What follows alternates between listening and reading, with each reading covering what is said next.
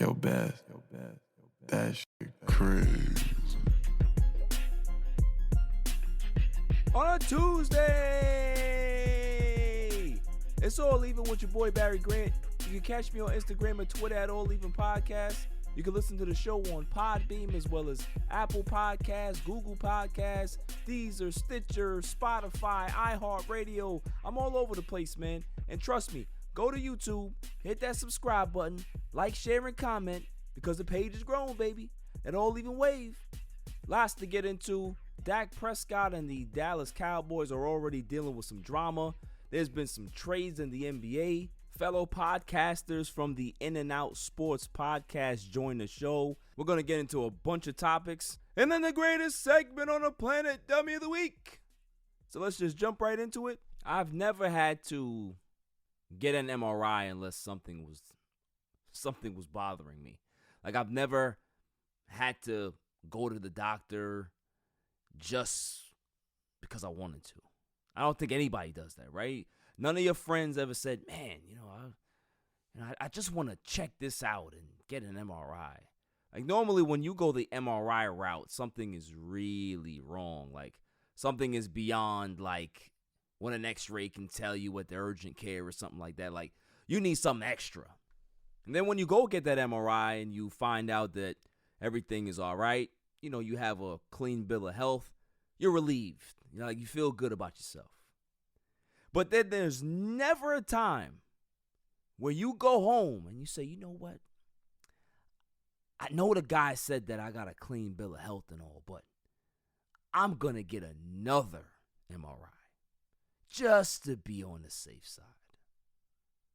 And then tell people, oh, no, there's no concern. I just feel like I want to get another MRI. They're going to look at you like you're crazy.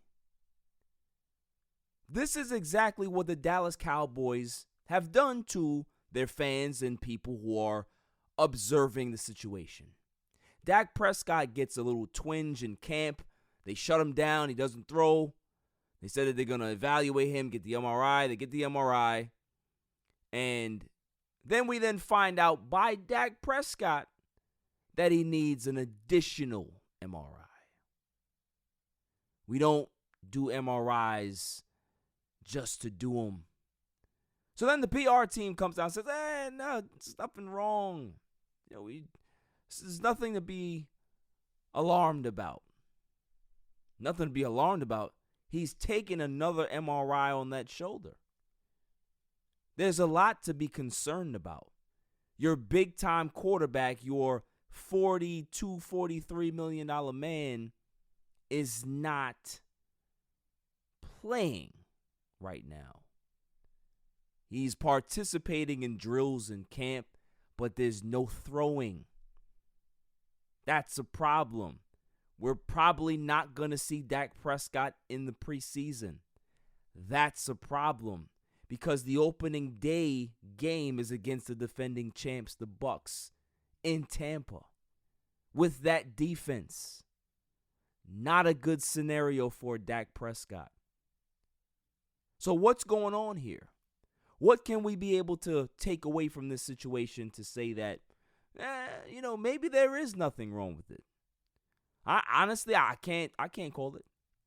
Because at the end of the day, getting 2 MRIs within a 14-day span, I guess they want to see how things are improving, but they're still not throwing and progression going in that way. Wouldn't you actually say that there's a problem? If Dak Prescott can't go and they have to go to DiNucci or Gilbert, Mike McCarthy better start looking at that desk. He better start looking at that box that's sitting in the corner, and he better start packing it slowly.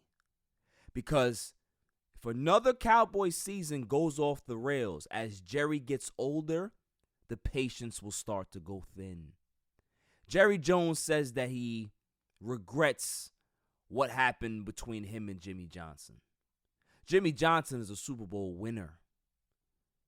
Mike McCarthy won a Super Bowl, but not in Dallas. So how far does that Super Bowl actually go here in Dallas. Not far. Jerry's starting to feel his own mortality. So if the Cowboys struggle, I'm just telling you, that Charlie F. around speech that he had and Harry Hippie, whatever the hell he was talking about, because I still, to this day, have no idea what he's talking about. Hard Knocks episode 2 drops tonight, so I'm definitely going to check that out to see what we see, if we can be able to get a little bit more enthusiasm out of Mike McCarthy, because that was one of the worst speeches I've ever heard. That's one of the worst speeches I've ever heard. That was bad. It's real bad. But am I shocked? No. This is Mike McCarthy. Aaron Rodgers made them win that Super Bowl. It wasn't Mike McCarthy. We saw exactly what Mike McCarthy did when Aaron Rodgers went down with the collarbone. Turned to, I can't remember what that guy's name was. And they ended up being terrible because they never developed quarterbacks. He didn't know how to run the offense. Mike McCarthy didn't know how to have him run the offense. It's a problem.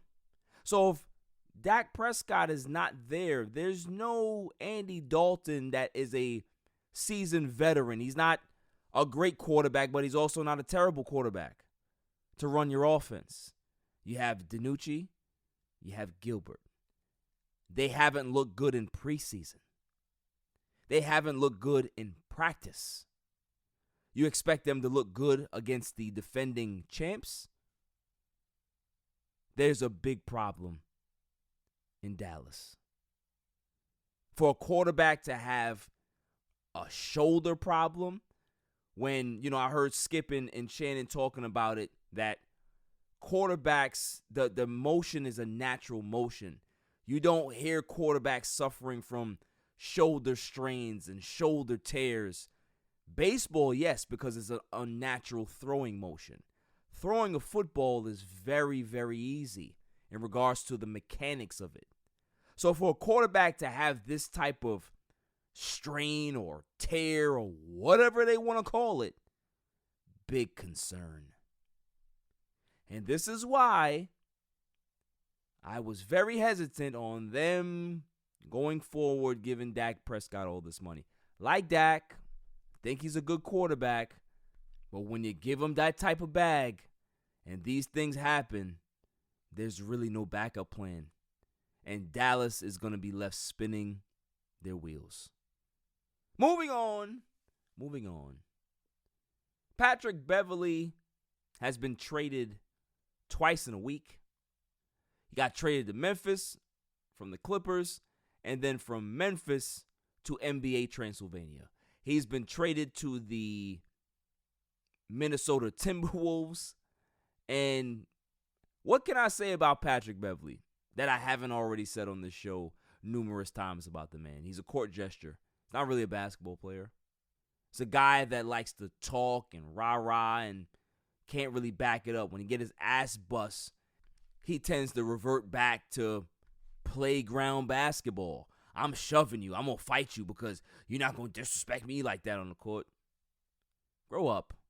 Hopefully when he goes to Minnesota, he can actually learn to grow up. Because he's been fighting his whole life to get to the NBA, and shouts to him. He had a tough road to get there, but he's been here for a while now. So that chip on his shoulder that he plays with, it's enough. Because it's starting to get you in trouble. When you wear out your welcome in the basement on the Clippers, you know you have problems. You know that you have deep-rooted issues if that dumpster fire organization doesn't want you anymore. So there's a lot of soul searching that Mr. Beverley needs to do. Maybe he needs to have a new routine, take out those pom-poms and, create a new routine for Transylvania. They're going to need it over there. Hell, 𝐥𝐤𝐬𝐷's over there owning the team now. Maybe things can change. So that's all I got to say about Pat Bev. I just wanted to kind of put that in there. The next thing I wanted to talk about is the quarterbacks that I've seen over the weekend. We talk about the 5 quarterbacks that got drafted in the first round. Everybody's talking about preseason. I don't really care about preseason. But what we've seen out of these young quarterbacks is that these kids can play. these kids can be able to throw it. They have arm strength. They have pocket awareness. I like what I saw to Justin Fields. I like the big play that I saw from Trey Lance. Mac Daddy Jones was the man. The only one that I really didn't like is Zach Wilson. I don't think he's really that good. I don't. Out of all of the quarterbacks, he has bust written all over him. He does. And how convenient that he plays for the Jets in New York. I just feel bad for Jets fans because they have to continuously go through things like this. Why can't they just get a Peyton Manning or a Tom Brady and just don't even have to worry about the quarterback position for the next 15 to 20 years? That's what I want for the Jets. But will they get it with this kid? Oh no. Oh no. Not Jim McMahon 2.0, not that guy. No. Don't see it. Don't see it. But Mac Daddy Jones in New England, that kid has it. And there's starting to be some rumblings in New England that, Cam Newton hasn't been told by Bill Belichick that he's going to be the week 1 starter. What's going on? I think Bill's looking at Mac like, yeah, I think that's my man right there. You know what I mean? I think that's the guy right there. But if I'm Bill, I gotta make sure that I kind of do things the right way. Don't rush him. Give Cam a chance. But as soon as Cam starts to struggle, and if the Patriots are 1-4 after 5 weeks, time to pull the plug. Put the Mac Daddy man in the game and let him take the season over. Because if he does, there won't be any looking back for the Patriots. They'll be fine. If they even don't make the playoffs this year, that's okay. The future will be bright with Mac Daddy Jones. Whack body and all. Whack body and all. Mac Jones going to get it done. Coming up after the break, the In-N-Out Sports Podcast joins the show. On a Tuesday night, it's all even. Yo, it's your man DJ G Money from that Flip the Script podcast. You see it? We in the studio right now. Flip, shut up. Yeah. Oh, listen. Shout out to the All Even podcast. My man Barry Grant Jr. What's up, man? What happened? What you want to say to the people? Shout out somebody else's podcast. Yeah, don't make it the joint. What's up? All Even. All Even podcast. Yo, it ain't even up here, boy. We put this go something. All Even. Yo, you. Oh my God. What's up with you, man? Now that's a shout out. You keeping this? Yeah, keep all that. You want to jump All in the Even camera? podcast, right? Yeah, All Shout out Even. to All Even podcast, right? Yeah. All Even. That's your man. My man. All right, shout out to All Even podcast. 100%. He cool. Is he cool? Let me see. Is he cool? G. What is it, G? I shout him out, G.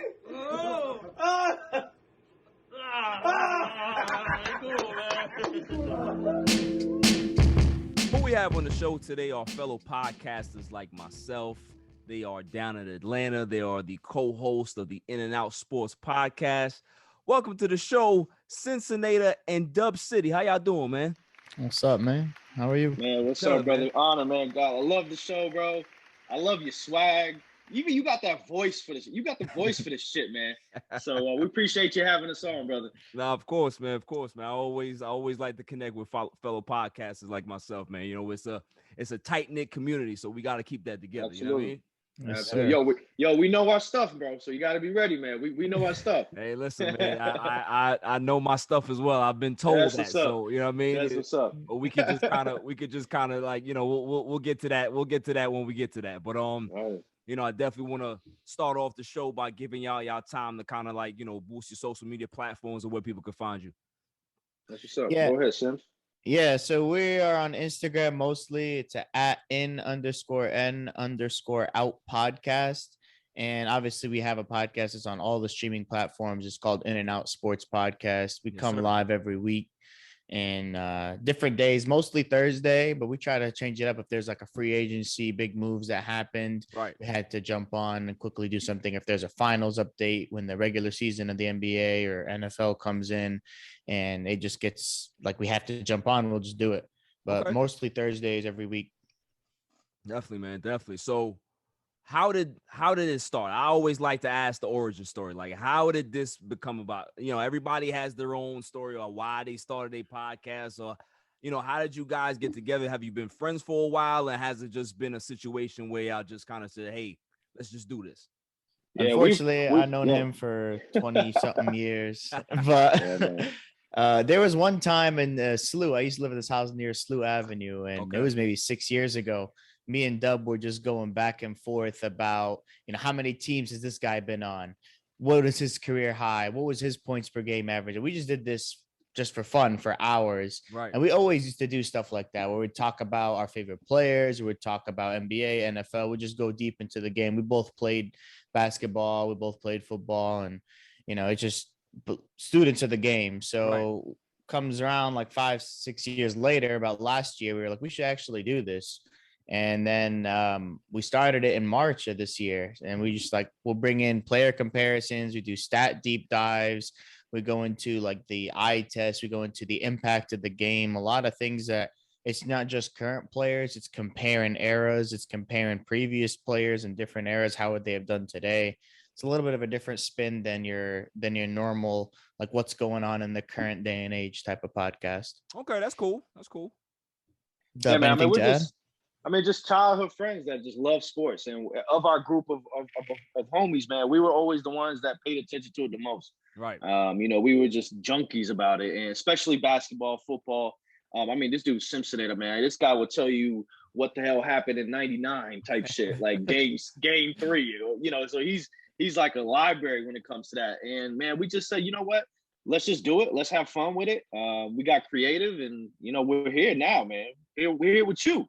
Yeah, word. That's what's up, man. That's what's up. Listen, I always like to talk to real sports nuts. Like everybody claims that they like sports. Everybody claims that they know the game, but you meet certain people that understand the game. Like somebody can be able to watch Sports Center, or they can watch these debate shows, and then they understand what's going on. But you really can talk to people and understand if they really understand things. So that's the thing with me. Like I can't talk sports with everybody, man. It's the sad part about doing this podcast is that everybody believes that they know what they're doing, right? So, but it's all love, man. Like I don't shut anybody down. Like, I have conversations, but it's just like, man, y'all got to see things a little differently, man. So, I would love to hear how you guys kind of deal with that, because obviously everybody in your town or your city knows sports, right? Everybody knows it, but how do y'all navigate educating people or not? Because sometimes you gotta correct people, right? Sometimes you gotta put them in a place. You gotta make sure, okay, you don't really know what you're talking about, but I gotta school you. So how do y'all kind of gauge that? That's a great question. So I'm a retail manager, so I see a lot of people throughout the day, and anytime I notice anybody that's wearing a Giants hat or a jersey or something, right away I'm like, yo, I'll hit them with a question. And that's where I will feel them out on whether, you know what you're talking about or you don't know what you're talking about. So that's kind of how I feel it out. I'll ask not like a really easy question, but I'll ask something that's a little bit more in depth, to be like, yo, you lost such and such. How do you feel about that? And if he's like, who? And I'm just like, all right, I'm out. Right. That's just kind of how I go about it. Yeah. What about you, Simpson? What you do, man? I just like to see where their perspective on the game is. If somebody just gives me like recency bias, like for example, somebody's like a lot. Yeah. That's the worst. Someone's like, oh, Giannis, best player in the league. And just because he had a good finals run, I'm like, all right, let's take a step back. Last year when he got shut down, everybody's talking about he's the most overrated superstar in the league, and now he's the best player in the league just because of one playoff run. That right there is just like, all right. Listen, I am with y'all. That I call it on my show all the time. Prisoners of the moment. Like everybody, all right, let's kind of, I guess we're just gonna mix up sports in a different conversation. There's no structure on the show tonight. So, with the whole Chris Paul thing, because I don't know if you listened to my episodes when I call Chris Paul Black Cat Paul.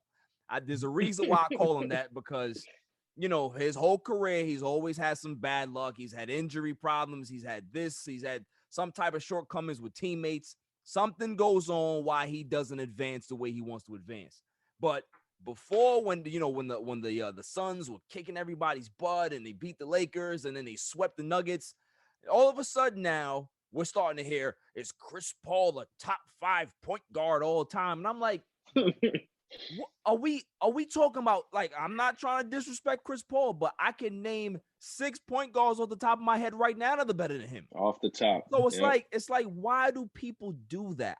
That's the question I want to ask y'all. Like, why are people such prisoners of the moment that they can't understand and respect history? Like, it's okay to be able to tell somebody, yo, you're good, but you're somewhere in the top 10, but you don't have to automatically boost them up for one playoff run to put them in the top 5. Like, I don't understand that. Like, where does that come from for y'all? My take is that there's so much information going on, social media, highlights. You get fed with so much shit every 5 seconds. That's true. That you don't even remember what you ate for breakfast yesterday. Like, how you gonna remember who had a good year 5 years ago? Right. Like, there was a time in Tyreek Evans when he won Rookie of the Year, they were saying he's the next LeBron. That was only 12 years ago. Right. Now I think somebody says that now, you're like, what? Who's Tyreek Evans type shit? Because he had a really good rookie season, man. He had 25-5. 25-5. Yeah. I mean, Rookie of the Year, he was killing it on the Kings. Right. But like, you can't take those snapshots and moments because it's a longevity thing, man. You think about guys like Stockton, man. He played 20 years. 20 years. He missed like 20 games in 19 years. Come on, man. You can't tell me Chris Paul better than that. That's the thing, that people don't give John Stockton his flowers. Like, we'll get into that, but I want to hear from Dub City. Like, what I mean, I think it's a mixture of more of a casual fan mixed with, like, the fan that doesn't really know the history. Okay. Mixed with, I'll be real with you, our age group of cats who, like, are so caught up in today's world and don't know what happened in the 90s. You know what I'm saying? So they don't know a John Stockton. They don't know whatever the case is. So I think it's a mixture of that for people to just jump on, oh my God, Giannis is this and whoever's that. And I think it's just a mixture of that, man. But if you truly know your stuff and you truly know your history, then you could be like, yo, Chris Paul reminds me of this guy because of that. The Chris Paul debate is always shaky. Is he top 5? Is he not? Me and Sims, we've had a show about point guard. So it's, we think he's out, but he's like the next guy. He's that 6th man, whatever the case is. So I think it's more of that when it comes to that type of stuff. Well, I guess the question that I would ask now is that so you say you have him outside your top 5. What is your top 5? Sims, what you say? I mean, we're gonna go Magic number 1. Okay. I mean, that's obvious, right? What you got for number 2, Sims? I got Stockton on longevity and the definition of a point guard. True point guard. I think a point guard today, and we said it we had a point guard, like Dub said, we had a point guard episode comparison type shit. And if you think about how we define a point guard is John Stockton, maybe 5 years from now, with the way Curry has changed the world of point guard and kind of like a scoring first point guard, his name may be the first memory of the next generation of what a point guard is. But for us, that's not how it is. Like, our point guard is John Stockton. I'm with you. And so I got him at 2. Curry changed the game with the 3 and a lot of things. So I gotta put him in the top 5. Really?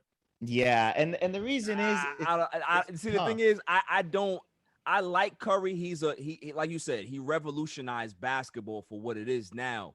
Yeah, but I think he has a category by himself. I think there's 2 guys in his mold, and I call them hybrid point guards. So they have the size of a point guard, but they don't really play the point guard position. Because let's keep it 100. Like, he's not a point guard. Yeah, when you look at the Golden State Warriors, when they were at their apex and prime, Draymond Green is a facilitator. It was not Steph. It was not Clay. It was not anybody else. So, he kind of is in that mold. And when I ask this question, I always trip people up because they don't know who to pick. I say, who is the better hybrid point guard? Is it Allen Iverson? Is it Steph Curry? And they're like, I don't know, man. I may have to go Steph because of what he did. But it's like, I look at Steph as a hybrid. Like, he's just a different guy. He's not a point guard. He's not a shooting guard. He's just a hybrid. You know what I mean? But I'm not gonna debate you if you put him in there. That's your list. You know what I'm saying? But yeah. No, I feel you. Yeah. He's a hybrid now, unless the game changes and just never becomes positions again. Right. Because Yeah, right that's now how I we're see it. getting there. Yep. So like 20 years from now, if there's no positions, who's to say what a point guard is? It could just be the That's shortest true. guy on the court, Very true. Mm-hmm. and then he'll be up there. Very true. But I got 𝐥𝐤𝐞 at 4 because my favorite player. He's like just that. like Stockton, just a I like little that. bit bigger. Triple doubles were more. And then I got 𝐥𝐤𝐤, obviously. He's also a hybrid. So you got You two hybrid couldn't- point guards at the top 5. I know. I had Zeke and I was Isaiah gonna say at you 5 can't and- you can't forget Isaiah Thomas, Yeah, man. he was in my top 5. Zeke's in my top 5.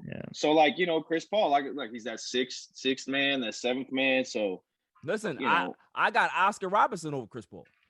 Yeah, that's I there do you too. go. Oscar You Robertson could was one argue of you could argue he's number 2 with the stats, number 2, Right, number 3 right. with the stats that he brought. Well, But like, you know what it is, like it's like we were talking about, revisionist history. Right. Like the fact that he Yep. played so long ago, Nobody people will knows. kind of put him down, you know what I'm saying, Mhm. more than kind of elevate him, which is really stupid. But you know, I can understand why people kind of like forget about Oscar a little bit. You know what I'm saying? But you know, Oscar is ahead of him. You know, I'm not gonna lie to you. Even Steve Nash. I was just about to say, Yeah. Steve. Steve Nash, to me, what Steve Nash did, but then again, you know, as much as I criticize Chris Paul, there are 2 people in this generation that I call organizational builders. It's LeBron and it's Chris Paul. Yeah. When Chris Paul goes to your organization, doesn't matter how much of a dumpster fire it was before he got there, you're gonna Right. win. But you may not get to the finals, but you're getting to the playoffs. You know what I mean? So that I understand why people put him in that greatest of all time category, top 5, because of that part of his game is a really important trait to have. But Right. the other stuff with the shortcomings in the playoffs, I can't oversee that, fellas. I'm not gonna lie to you. Right. Like, Yeah. you know, people, the way I evaluate guys, whether it be point guard or whatever position, is that your career doesn't stop in the regular season to me. Mhm. Your career actually begins in the playoffs. If you don't have a great playoff resume, to me, you can't be in my top 5. You just can't. Like, I just can't have you in there because the success ain't there postseason. The reason why they Right. call it postseason. It matters. You know what I'm saying? Like, Mhm. it's an important thing. So I get a headache with this prisoner of the moment stuff. And don't get me started with Giannis. No. You know, Giannis and Kawhi, to me, are 2 guys that I fought for months. I remember when Kawhi won the championship. Mhm. Kawhi was now the best player in the world, right? Kawhi, best player in the world. They were comparing him to Jordan. I don't even watch Sports Center like that, but there Mhm. was some clip that I saw on Sports Center. I was like, y'all gotta be crazy. They were comparing him to MJ. I was like, nah, y'all bugging. Like, one playoff run is gonna give y'all that. Like, come on, like what? We need to change this. Look, in and out sports podcast, all even podcast. We're gonna have to start changing people's perception, man, because Real Yes, talk. sir. this revisionist history stuff, I'm over it. I'm over it. I'm really over it. I feel you, man. Simpsonator himself, he's a big Kawhi dude, big Spurs fan. So he's hard. No, but he goes I- hard with the cat. I like with the Kawhi. claw. I like Yeah, Kawhi. you gotta respect You know, him. His game yeah. is amazing. The thing Yeah. is, like, here's the but thing the with me. king, Yeah. the king. You can't Exactly. get past the king. Thank you. The thing with me is, and this is what bothers me about the whole Kawhi narrative, right? And because, you know, I know a little bit more behind the scenes because I see things, I read things, I put things together. Everybody criticizes LeBron, right? LeBron gets criticized for going to Miami. He gets criticized for having one of the worst finals performances of 2011. I get all that. That's cool. But since that time, the man has been relentless and he's dominated basketball, right? Nobody wants to give him his flowers. That's all right. Some people do, some people don't. But I need your explanation. Since Cincinnati is the Kawhi guy here, help me understand. He goes to Toronto. He's Mhm. considered a mercenary. That Mhm. team was already designed to win. All they Mhm. needed was a guy like Kawhi to put them over the top. He does that. Shouts to them, right? Wins the championship. Kawhi now is starting to believe the hype, right? Everybody's calling him the best player in the world. Starts to believe the hype. And him and crazy Uncle Dennis start to manipulate things, right? Start to manipulate things. What he asked 𝐦𝐤𝐤𝐿 Ujiri for, what he did to the Lakers, playing the Lakers against the Clippers. All of that is fine. So when he did the whole thing with Paul George behind the scenes, and we later figured out how it actually went down with Russell Westbrook and Paul George, had LeBron did just that, oh God, the world would have stopped. Oh God, the world would have been on fire. People would have been burning jerseys and torching buildings. But when Kawhi does it, oh, it's a boss move. Oh, it's a boss move. It's so good. Real talk. Really? Real talk. Really? Oh no, I'm 2-on-1. Really? All right. So my thoughts are this: like, one, you can't get to Kawhi. There's no Instagram. There's no social media. Right. He's off He the won't grid. even. Yeah, you don't even know. Is it even him? Is it all rumors? Is it Uncle Dennis? Nobody fucking knows. It's definitely Uncle Dennis. Definitely this dude Dennis, man. That dude killed us when he was on the Spurs every week. Oh, Kawhi don't want to play here. Kawhi don't want to do it. He has his own doctors. Like, you just spouting shit. Yeah. And that's just like, you have no finger to blame. LeBron is public on everything. He's very voiceful. He's active, and he's a polarizing figure. When you're at the best for a while, you either love him or you hate him, right? Same thing with what Kobe was. Like, you either love him or you hate him. A guy like Tim Duncan never gets any flack. No. Almost leaving to the Magic in 2003 after winning a championship. Because he's quiet. You can't get to Tim Duncan. You can't phase him. This dude was at TJ Maxx after he retired buying jeans. Like, you're not going to get to this guy. There's nothing you could do to affect him, so they don't even try targeting him. Right. That's my theory. But that's the thing though, Cincinnati, is that if you're a superstar, right? Mm-hmm. And you want to be a superstar, you want the money, you want the fame, you want all of that stuff, criticism will come with that. And for me, I don't see people getting criticized the way LeBron does. That's all I'm saying. No like, way. There's great players in the league, but everybody got to keep the same energy. You can't vilify LeBron for doing something and then call Kawhi a boss. And then the part that kills me, because like I said, if you listen to my show, I hate the Clippers more than life itself.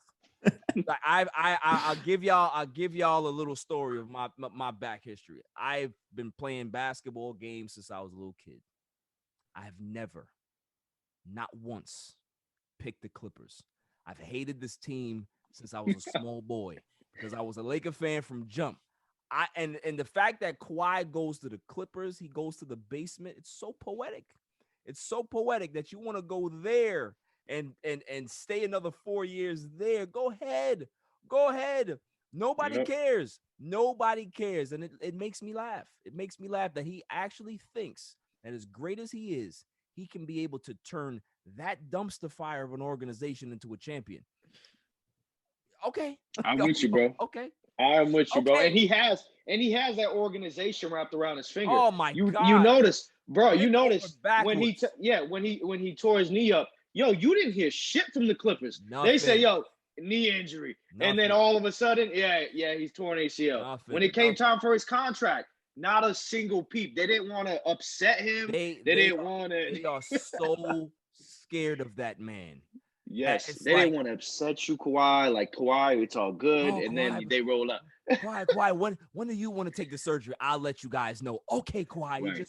you just let us know. Give us a call. You don't even have to call. Just text us, and we'll be able to throw it out there. Thank you, Kawhi. Thank you. Come on, man. But see, I understand it. I understand why they do that, because when you're a dumpster fire organization, it's just like in a relationship, right? If you're a dude that's never had never had a bad chick in your life, right? You never had a bad chick in your life. You always, you're always in the friend zone, always the guy that they say, oh, he's such a nice guy or whatever.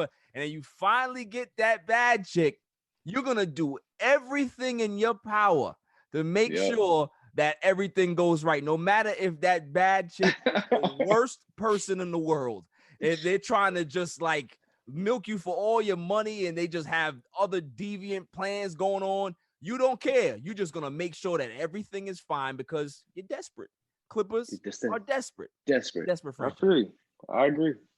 And what do we say to Kawhi and the whole Clipper situation where now we're in year 4 of this Kawhi project, and, you guys keep getting bounced out. I mean, yes, they made a nice little run last year, but still, like, this whole project, what's that going to say about Kawhi? Like, now I feel like once he's back from his injury, He can't take no time off. He can't sit out games. Oh no, he, he like, will take time off. But he's going to. He's going to. But who the else could do that? Like load management bullshit. He started all that. Listen. I'm gonna ask Simpson since he's the quiet guy. I'm gonna ask you right now. Uh-huh. How many games do you think he's gonna play next season, or if you even think he's gonna play at all? Next year? Oh, no, I don't think he's gonna play a lot. It depends on how good the Clippers are. Mm-hmm. You know, by call it February, March, All-Star break. If they're bottom feeding playoff team, He's not coming back. I don't think so. I mean, if they're somehow in the 4 to 6 seed, I think he comes back, and he's gonna load manage for sure. But that's just how he's been that guy since the Spurs days. Yeah, I don't think even if they were struggling or tops in the league or whatever it is, I don't think Kawhi's going to play this year. I just believe that he's going to take the entire season, milk it as much as possible because he just and here's my reasoning behind that. It was very, very funny that he signed a 4-year deal because normal I thought he would sign a 1+1 or another 2+1. Right. He signed a 3+1 because he understands that his injury history is a little checkered and he's going to collect that bag right now. And just in case he does lose the year. So I'm thinking that he's going to take this year off and it's still going to operate like a 2+1. Like a 2-year. Right. And then opt out in the last. Exactly. Exactly. Yeah. So I just think that I don't think you're going to see Kawhi this year. I really don't. I agree. And I think that contract, like you said, breaks that down completely. So shout out to Dennis. Made it happen. Uncle Dennis strikes again. Uncle Dennis strikes again. He's the worst. He finds the desperate chick, and they give him exactly what they want. So shouts to Uncle Dennis. But what are your thoughts? Let's go ahead and kind of segue into what the Clippers have done, right? So they make a trade. What was that? Yesterday? Was it today? That Rajon Rondo, Patrick Beverly, who I call the resident cheerleader. They trade him off to Memphis Grizzlies for Eric Bledsoe. Does this move the needle at all to you guys? Because it doesn't to me. No. I mean, 5 years ago, maybe. I'm a big Rondo dude. I'm a big Rondo guy. So it's like, you take that. I mean, you got to think Rondo and Beverly, those are two leadership players. It might not seem that way, but they are. And they bring that grit. And then Rondo is a point guard genius. You need that dude to run the show at times. And at times during the playoffs, I'm scratching my head. I'm like, yo, Ty Lue, he got a DMP. Like, y'all struggling on offense right now. Like, shit, get Rondo in there. We'll get you a couple buckets. He'll get you a breakaway, something. But I don't care for the move with Eric Bledsoe. Like, my man will shoot you to death. What is he gonna do? What is he gonna do for you in the playoffs if you make it? Like, I mean, I don't know. I think that's the reason why Milwaukee got rid of him. Yeah, and Milwaukee and Memphis, they were like, nah, we good. And then think about it on the Memphis end, a young, hungry team that needs that leadership. You got John Morant.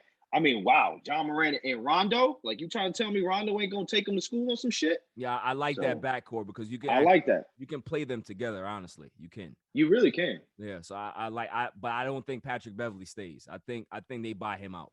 I think they send him out somewhere. Makes sense. What do you think, Simpson? What do you think of that deal? Yeah, I mean, Eric Bledsoe a couple years ago would have been exciting. 5-6 years ago, when he saw the athleticism. Yeah, when he was on the Clippers last time.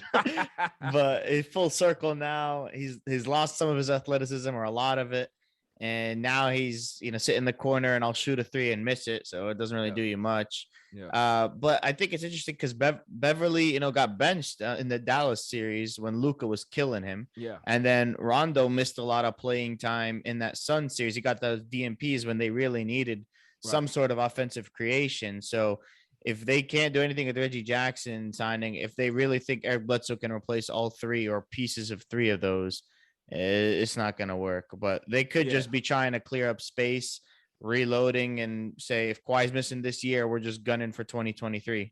It's possible. I think, the Reggie Jackson signing was good for them. I think I look at the Eric Bledsoe move, like you're saying, I think it's more of a salary dump because I think his contract is expiring after this year. So, they can be able to kind of operate within the luxury tax, maybe get that the team salary down, because they're over the threshold anyway. So I guess they're trying to get a little bit of flexibility just in regards to, we don't want to go into the hard cap or the luxury tax for this particular team. If we go ahead and go get ourselves another bona fide star, or another guy that can be able to create plays for us, then we'll be willing to pay that luxury tax, or go into the hard cap for him. But this is not the team for that. So they just kind of cut bait with Patrick Beverley. I think that they were kind of finished as well with his antics, because if you think about it, all the guys that were the holdovers for the old Clippers regime, that gritty, nobody cares about us, we're just cast-offs. You're talking about Lou Williams, you're talking about Montrezl Harrell, you're talking about Pat Bev. They're all gone now. And what did those three guys have in common? Is that they looked at Paul George, they looked at Kawhi Leonard as like, y'all are getting too much publicity, y'all getting too much press. Like, we're good players too. So there was some dissension in that locker room for years. We heard it from Trez, we heard it from a lot of people, like little shots here and there. So Patrick Beverley was the last holdover from that. So I guess they're just trying to move forward in a new regime, trying to get different guys in there that are not so, talky of the mouth, you know what I'm saying? Especially with the antics on the court, off the court, or whatever. So I think that they're just trying to kind of clean up their act a little bit. Yeah, I agree. Yeah, I agree. Being a residential New Yorker, are you a Nets or are you a Knicks fan? Or are you neither? Neither. Lakers. He's Lakers. I'm a Laker fan. Yeah, he's a Laker fan. I'm a Laker fan too. But I got this. Please. I got this prediction. You're not a Laker fan. Relax. Yeah, but wherever LeBron is fan. I got this. He's a broad traveler. I respect it. Yeah, wherever LeBron is, I'm there, dog. Wherever he is, I'm there. LeBron is the king. I respect it. I have this prediction, man. What's I feel up? like the moves that the New York Knicks made with all these signings and all these contracts that are tradable, mind you. I'm seeing a big dog coming in the next couple of years, and I'm talking a big dog, Zion Williamson. I'm calling it. Yeah, I could definitely see that. The thing is, they're gonna have to wait a while, because the thing is, the Pelicans don't have to give up Zion. If he wants to leave, he has to wait another 5 years to do so. So because they can be able to, they have his bird rights, they have his restrictive rights. So I don't see New Orleans giving up Zion in his rookie deal, or even after the rookie deal. I just can't see that happening. I mean, but do we not see that situation like Anthony Davis? I feel like it's starting to become that. Well, think about it. Anthony Davis left after he was, his contract was coming up, like his first contract after his rookie deal was already up. So that's what the Knicks are going to have to wait for. You're not going to get Zion before his rookie deal is up. You're not going to, you'll get him maybe year 2 or year 3 of that new contract after the rookie deal. So they're going to have to wait, because the only way I can actually see that happening is if Zion and his representatives just scorch earth and completely tell the Pelicans, listen, I'm not showing up to camp, I'm not doing this. And I can't see that kid doing that, because he has an image. I don't think he wants to damage his image that early. But, so we'll see. But I hear you in regards to the moves that the Knicks are making. The Knicks have done some really, really good things. I like the move for Nerlens Noel. I wouldn't have gave him 3 years. I would prefer to give him 2. The Randall deal, the 4 years, 117. And I don't know about that, to me, because Randall showed me exactly who he is come playoff time. He's an erratic player that when erratic players get frustrated, they kind of revert back to what they were. So everybody was talking about, Randall is this, he's a great player, shouts to him, most improved player. But like I said, when things get tight, you tend to fall back to your instincts. His instincts is being erratic, and we saw that in the Atlanta series. So that's something that they're really going to have to look at, because if you're going to pay him that much money, you're going to be expecting that type of production from him year in and year out. Can he do that? I don't know. Then you bring in the Evan Fournier. I like Evan Fournier, but that contract. But Like no, but like you said, the contrast that they have, they're movable pieces, so they can be able to, kind of put these things together and maybe go get a Dame. I don't see Dame going to New York by himself, but they can be able to probably be in the market for the next disgruntled superstar that wants to leave. So the Knicks have done some good things. I don't hate what the Knicks have done. I think the Nets had a good off season as well, getting Patty Mills. So, they're going to be improved. They got Kyle Korver as an assistant coach for player development and stuff like that. That's pretty good. So, we'll see. I think the Nets, I think the Lakers are tops in the league next year, in my opinion. Those are the two best teams in the NBA. Yeah, I mean, it's all about health, right? Especially with the Nets. All three of them have always had injury history. Plus, we haven't really seen them all together at the same time come playoff time. So it's like those are the questions. But talent alone in the East, it's going to be hard to say that it could be beaten in 7 games. Right. And I mean, if the Lakers could figure out their spacing issue with Westbrook and LeBron both trying to run point, then talent level, again, they're going to be unstoppable. They got 2 bigs in Davis and Howard, and they got LeBron and Westbrook, both 2 of the top 5 most athletic people in the league still today. Right. So it's like, it's hard not to see that be in the matchup, but that's what we said last year, and it, didn't happen. Yeah, definitely. Injuries are crazy. Yeah, injuries, COVID, all this thing that there's. So what teams really surprised you guys during the offseason, during free agency? Like, what team do you think kind of won free agency, and what team did you really think lost free agency? Shaw's I mean, you gotta. Chicago was very active. Yeah.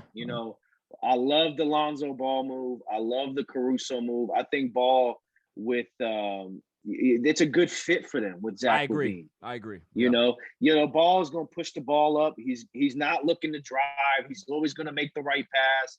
And it's support for Zach LaVine. Caruso, cool, nice little pickup. The DeMar DeRozan signing was a little interesting. Like, I don't know, you had to, cough up that much money for him, but maybe he brings that stability and that leadership for that team.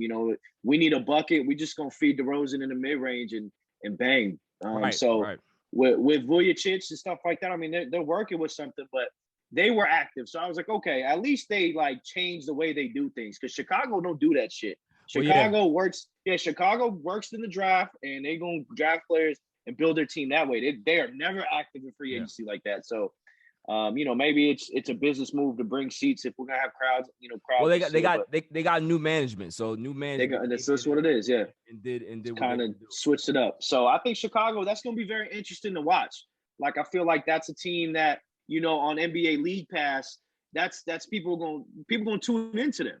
And see, that's a league pass team. I like to call teams a league pass team. Like the Chicago is a league pass team. Atlanta's going to be a league pass team. Like, people going to tune into these teams. Right. So I think Chicago, and I think a major loser is you got to keep the Pelicans. Pelicans are a major loser, man. Oh my God.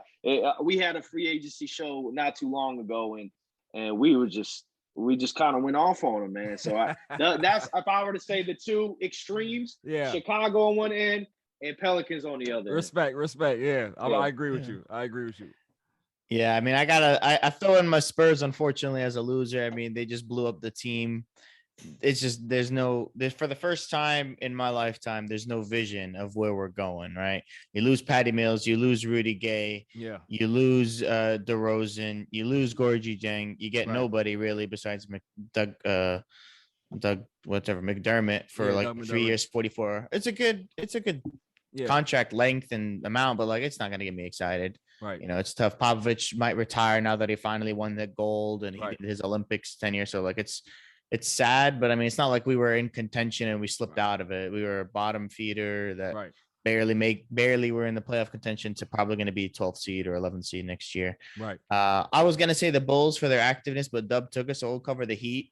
I mean, the Kyle Lowry, I'm not a huge fan, but I mean, I like 𝐥𝐤𝐬𝐷𝐿, but he's getting more injured, and Kyle Lowry technically has a championship experience now.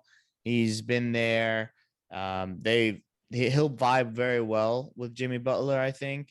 And Adebayo's got to take the next step. We'll see. You're not a fan? Yeah. I feel you on that. When it comes to Jimmy Butler, you don't know who's gonna vibe with him until they actually get on the court, man. So we'll see. We'll see. The thing about Jimmy Butler, he wants somebody to play as hard as he does. Yeah. And Kyle Lowry, he'll draw the charge, he'll make the play, he'll play it as much as he's, on the court, he'll give 100%. I think that's why they'll vibe. Yeah, I mean, you got a point. I still got to see it though, because like I said, Jimmy's a wild card. He's wild. He's a wild card. So I just have to see how it gels, because I agree with you. I think Miami did well, but I've seen people make they had the debate shows and everybody's talking about the Heat of the team to beat other than the Nets, and I'm just like, did you realize that they just gave a guy that can't rebound, can't dribble, can't play defense, can't pass, can't run, can't do anything but shoot $90 million. Yeah. So, and they're saying that's a good signing. That's what I'm saying. It's like, it's a bargain. Duncan Robinson, $90 million. Listen, when it first started, I was like, okay, they're gonna re-sign Duncan. I think he's gonna probably get around, what Doug McDermott got. Like, what I'm saying? That's a decent deal for a guy like that. $90 million for him? Nah. They're gonna regret that. I'm telling you right now, they're gonna regret that move. I understand that they had to keep him, interesting, but that's a huge overpay. Huge overpay. Yeah. So I'm with you guys though, man. Like, Chicago, Miami, but nobody comes close to being a dumpster fire like the Pelicans. I remember I was hearing reports that they're gearing up to offer a big contract to Kyle Lowry, about 30 a year.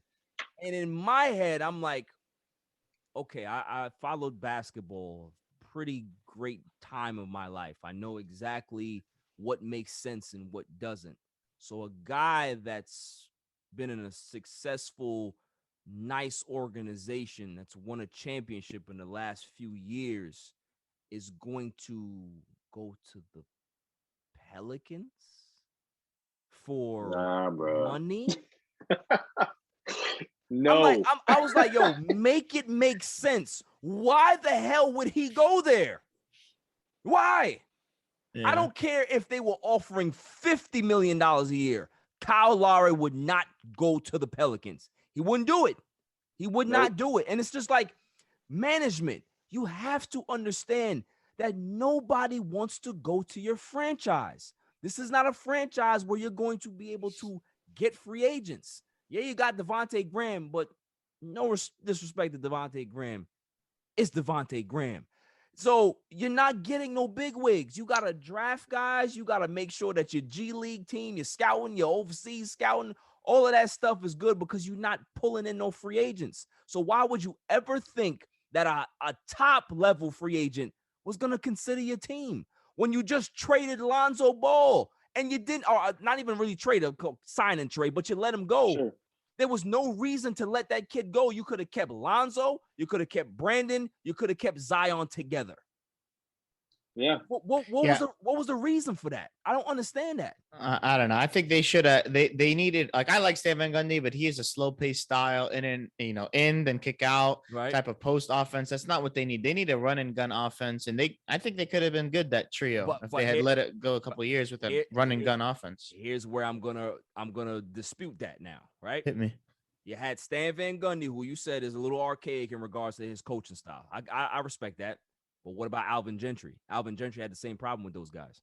Alvin Gentry is a guy that's defense first, very hard-nosed, but he can be able to have a very free-flowing offense as well, especially if he has the assets. If he has the pieces, he can do that. The problem with this team is that Zion, as good as he is, doesn't show effort on defense. Brandon Ingram, I love Brandon Ingram. That's one of my favorite guys in the league. He doesn't show effort on defense. Lonzo Ball, your point guard, is not really a leader. He's a point guard by position, but he's not a leader by position. That's the problem. And also, too, defensively, sometimes he checks out, too, as good as he is on that side of the floor. Right. So what coach are you going to be able to get in there? Obviously, Willie Green is there. Can Willie Green be able to get whatever out of those kids? I don't think so, because it's an effort thing with those kids. They have to want to play defense. They have to want to close games, and I just don't see it.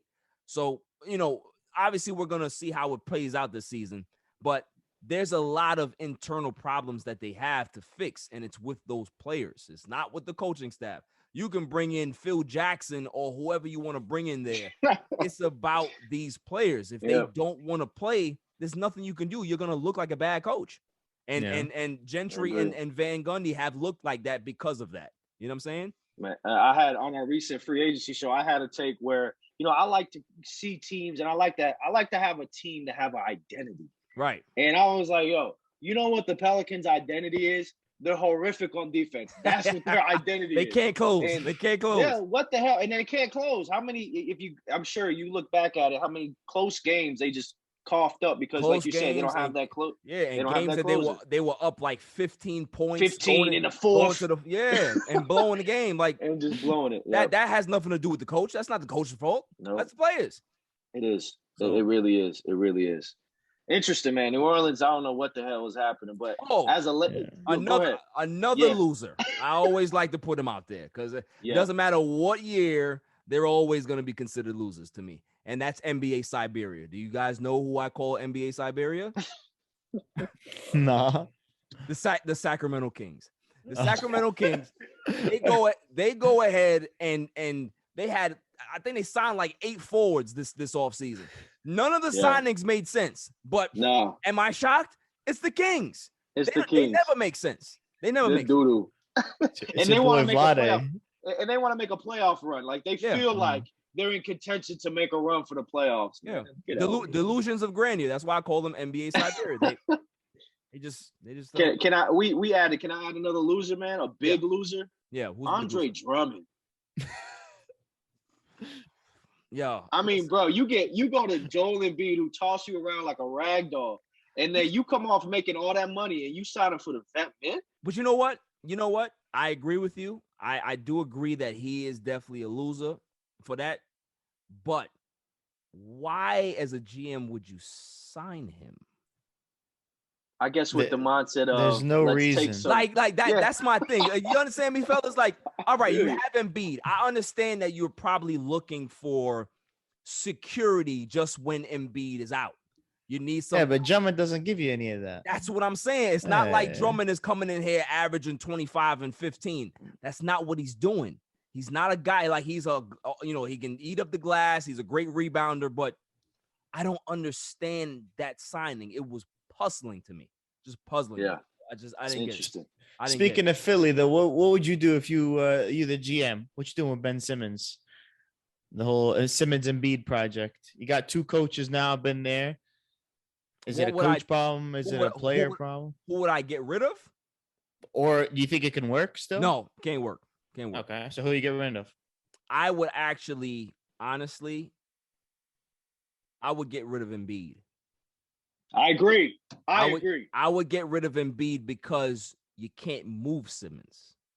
It's not the fact that I don't want to move Simmons. I don't think I'm going to get value that I want for Simmons. Right now. I'll get big value for Embiid, and I can be able to kind of, replenish the shelf with draft picks or young players and just let Simmons kind of develop on his own time, because you're looking at Philadelphia right now, right? They are asking for a king's ransom for a guy whose stock is down right now. Yeah. Stock is way down, but yet they're asking for 3 draft picks. They're asking for 2 pick swaps. They're asking for an all-star back. Yeah. Come on, bro. For him? For that dude? Yeah. No. Yeah.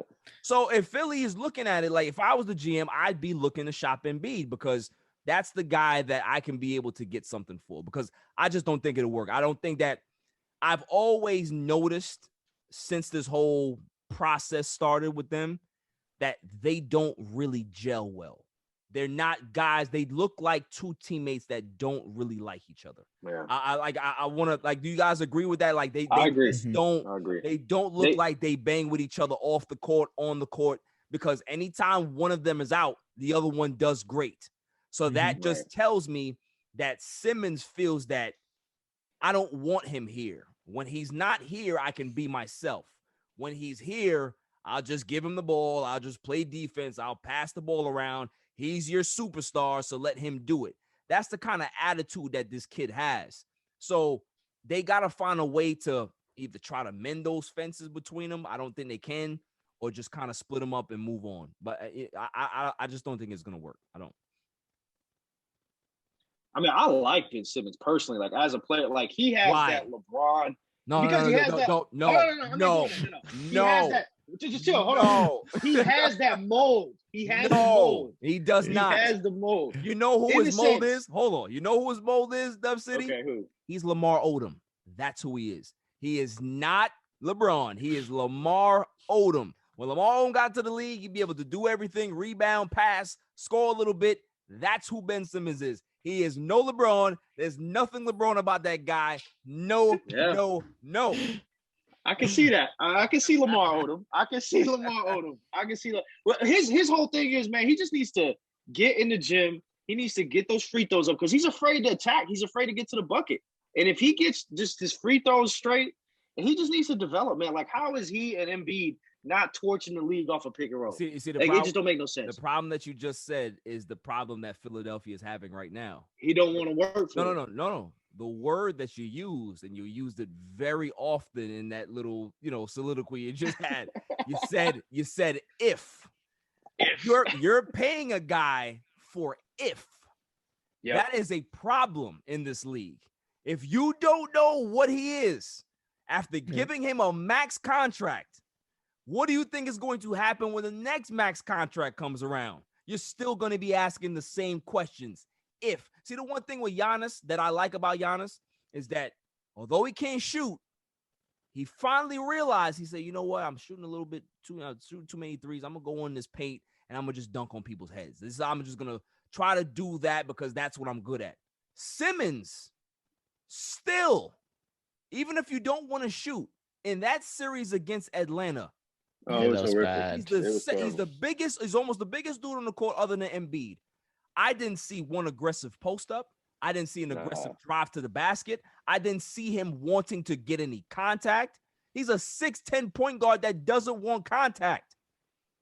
It's just not going to work, bro. I mean, it was all summed up in that game 7 where he spun around and the pass. And I was just like, that's the whole playoff series snapshot. Listen, even Embiid said, what was the turning point in the game? Free throws in when have you ever heard a superstar call out his other counterpart like that? We normally hear like reports or, the leakings in the press. That he said, nah, that was a turning point in the game. My man effed up. You know what I'm saying? Like that. I think you know that it ain't good over there. And listen, another point before I let y'all go. This is Philly, right? This is Philly. Yeah. Philly is one of the most unforgiving fan bases in the world. So we know. You honestly believe that Ben Simmons can be able to come back to that arena and be greeted with cheers and we love you, Ben? Nah. He probably can't even get a free cheesesteak at this time.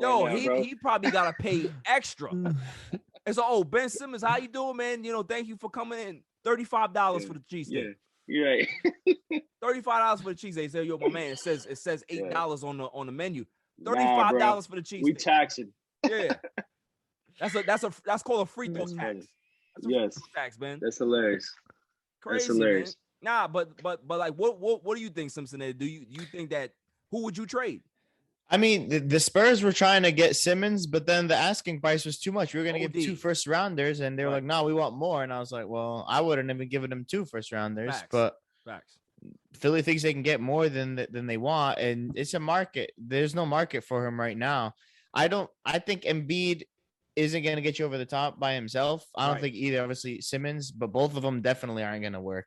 So you got to get rid of one. And if you get rid of Embiid and then you play the draft game and, let Simmons walk in free agency, then you're back to the beginning if you were in the beginning. Yeah. Yeah. And that was a bad time where they set, the league record for lowest wins. And I don't think Philly wants to go through that again. Well, I can say this about Philadelphia is that people kind of forget, right? And we always talk about revisionist history, right? The Clippers have the Sixers have a rich history. They've won some championships. They had some great players come through there. However, they've had some dumpster fire management, organizational decisions. They are not the best organization to make certain decisions. Like, we saw what they did to Markelle Fultz. The Sixers did that to Markelle Fultz. We saw what they ended up doing to Jahlil Okafor. Why would you draft him in the first place? There's a lot of things that this organization does that just makes you scratch your head. So any moves that they make that doesn't make sense doesn't shock me. It really doesn't. Like, bringing in Doc Rivers was a shock to me, because why would you? All right, you fire Brett Brown. This is the funny thing about it. You fire Brett Brown because Brett Brown can't get you over the hump, right? I understand that. You hired Brett Brown when it was the process. You're set, you were hired there to develop these young guys. Obviously, when you're a development coach, that stigma never gets off of you. You'll always be a development coach. So you'll always be the guy that gets fired for the next guy to be able to take the people over the top. That's your job. Jackson. Yeah, right. Exactly. This is the part that killed me, and I almost dropped out of my chair when the announcement happened. They signed Doc Rivers, the same Doc Rivers that has choked away more Game 7s than any coach in NBA history. That Doc Rivers. So you fire a guy because he can't get you over the hump for a coach that has never gotten anybody over the hump other than 3 Hall of Famers.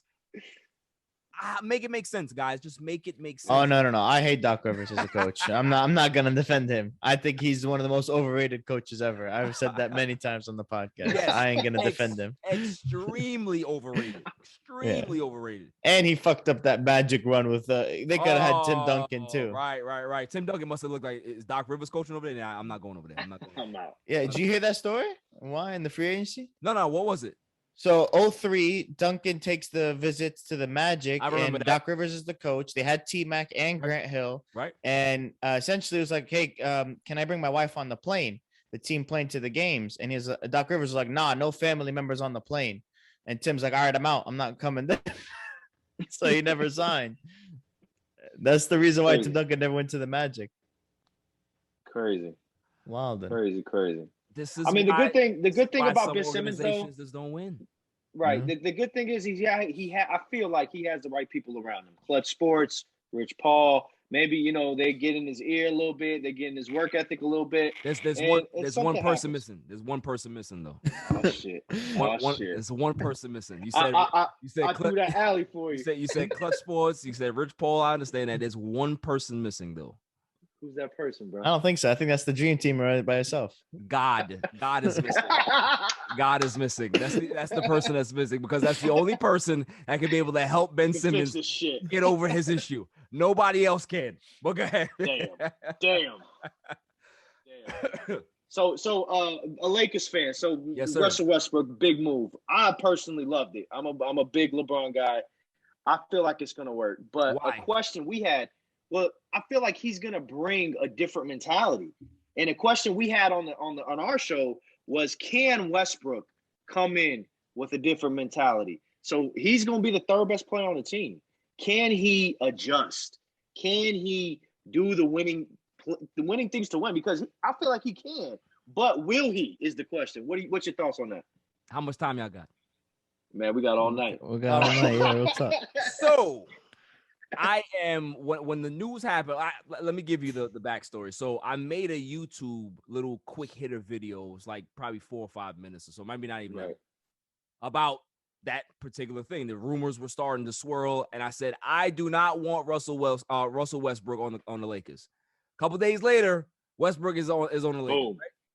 The reason why I don't like this move, there's several reasons, so I'll go through them. The first thing is that let's talk about Russell Westbrook as the player. Russell Westbrook learned the point guard position on the fly. He's not a point guard. He's a 2 guard that had to play the point guard position. Arguably, I'm sure you guys can agree with this, he's the most athletic point guard we've ever seen in NBA history. We probably will never see another, athlete like that playing the position. He's a freak athlete. We get that. The problem with him is that he's one of the most inefficient basketball players I've ever seen. He's a turnover machine. His usage rate is the highest in NBA history. And he's either led this league in turnovers 4 or 5 times and come second 4 or 5 times in his, 12-year career or something like that? 12, 13-year career? 14-year career. That's a concern. So you're putting him now with 2 great players. Of course, LeBron is there. LeBron wants to play more off the ball, doesn't want to handle it as much anymore. He wants to kind of, keep his energy level high for the playoffs. I get all that. I understand you wanted to put another playmaker in, but that guy, I don't see how it's going to work, because if this was a Russell Westbrook at 24, maybe you can be able to change him. At 33, he is who he is. What he is, yep. And you're bringing him in to do just that. You're bringing him in to be Russell Westbrook. You're not bringing him in to say, hey, you got to dumb it down a little bit. Now, can LeBron be able to do that? If there's anybody that can be able to get Russell Westbrook to change, it is King. LeBron. But it is a tall task. And who knows? I said to myself, I didn't like the move, but I'm not going to knock it until I see the offseason moves that they made. I like the offseason moves that they made. They got a lot of shooting. They got veteran guys. They also got some young guys that I like. Malik Monk. You got Kendrick Nunn. Yeah. You sign back THT. So I like what they've done. They have a nice blend of veteran guys, young guys. So, can it work? Absolutely. But like you said before you asked me before you asked the question, is that it's about him. It's up to him. Can he make it work? He knows that there's a lot of doubters. There's a lot of people that are saying that this is not going to work. I think because of that, he's a motivation guy. He's a bulletin board type of guy. Maybe he uses that particular bulletin board material as motivation for the season. And everybody has to remember, too, this is not a one-season experiment. He's going to be here for at least 2 years. Right. I don't see the Lakers just blowing it up after this year if it doesn't work. He's here to stay. I agree. I mean, I think it's more of, hey, let's take the load off of LeBron a little bit. Yeah. We need that extra punch in a sense when LeBron's not in the game. I mean, we'll see how it works. I'm gonna be rooting for him. I love Mr. Westbrook, bro. Yeah, but I respect it. I respect it. Right.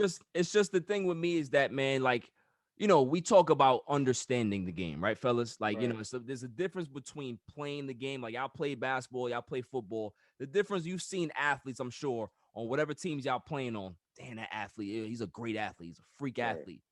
But up here, when the game matters, when there's certain situations that you need them to think the game, they don't. It's all about their physical attributes. That's how they know how to play. They can't think the game. They can't see 4 or 5 plays ahead.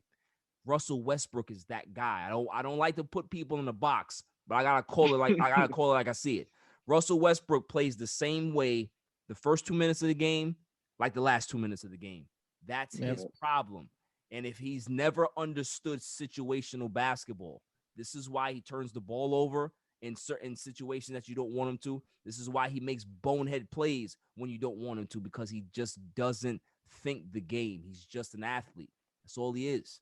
So, maybe LeBron will change that, man. I don't know, man. LeBron, God, Houdini, Buddha, everybody that anybody that you could be able to call, because they gonna need it, man. They definitely gonna need it. So what do you guys think about? Let's kind of segue into the NFL. Obviously, everybody's talking about the 5 rookie quarterbacks, and this is probably the most must-see preseason we've ever seen. Everybody's talking about I don't watch preseason. I really don't care about preseason. But what did you think about the quarterbacks, and who impressed y'all more than anybody else? I think Justin Fields stood out. He stood out off the eye test, not off the stats. Right. The stats look good. Yeah. But in the pocket, he was like very quick with his reaction. I agree. Yeah. He had the whole just a one read kind of quarterback in college, but his instincts in the pocket, and he got out of the pocket, and he got a rocket on it, man. So I think he looked good. It looked promising. It looked like, man, we have something here. Right. Trey Lance, he has the body looks good. He looks good in the uniform. The stats are, he had that bomb. He had that bomb that was like for 79 yards, 80 yards. Yeah. And that was it, but I think me personally, of the 5, I think Justin Fields has the highest upside, all in total. He looked good in his little couple of series. Now we'll see when real things pop off. Right. And your boy Andy Dalton goes out there and throws a couple games away, and then Chicago is going to come down and put Fields in. Listen, but man, that's the guy I'm going with. Leave the red rifle alone, right? Leave the red rifle alone. What about you, Simpson? What you think? All right, Justin Fields is up there. Honestly, the Colts rookie Sam Ellinger wasn't bad. I had a little bit of bias, but he looked pretty good for late round pick. Yeah, him and Eason playing with Wentz out, it might be a competition out there until Wentz comes back. But Fields, I really wanted the Colts to draft him. So I was a big fan of him in college, both as a runner and as a passer. I feel like he would have been good in that offense for us, but I keep an eye on him for a while. I think he'll come in by quarter season. After game 4, that Andy Dalton experiment's over. Yeah. If not earlier. That's my over-under, though. Okay. That's cool, man. Like, so I agree with you. I think Fields did well. But my guy wasn't Fields. My guy has been my guy since day one. And that's Mac Daddy Jones. Mac Jones looked amazing for the New Patriots. Listen, I'm not a Patriots fan, but I've been telling people about Mac Jones from day one. I've never seen a guy criticized so much for just doing his job. Like he had one of the highest completion percentages in all of college football history. He had one of the most efficient seasons in college football history, but yet he doesn't get his flowers because look who he was throwing to. Look who he's throwing. Look all the athletes around the field. But a quarterback's job is to put it right in the numbers, put it right in your hands, and deliver that pass. If he was throwing that ball to those guys, and that ball was late, or it was in the dirt, or he was underthrowing passes, and those guys weren't getting those particular passes on the nose, they would criticize him still. So how do you get criticized for doing your job? You're paid to do you're paid or you play to be accurate as a quarterback. It's about accuracy. It's about pocket presence. It's about knowing the position. Mac Jones has that. Yes, he's not the greatest athlete. Yeah, he's not gonna run a 4.40. Yeah, he doesn't look like Cam Newton in a tank top or whatever it is. He's a quarterback. He's a quarterback, and that's why he's going to shock a lot of people. And possibly, I said it, that he's going to be one of the best quarterbacks in this draft, if not the best quarterback in this draft, just because of the instincts that he has. And he's a quarterback. He knows the position. And a guy like that doesn't get razzled. You know what I'm saying? He doesn't get razzled. He doesn't get frazzled. He just knows what he has to do.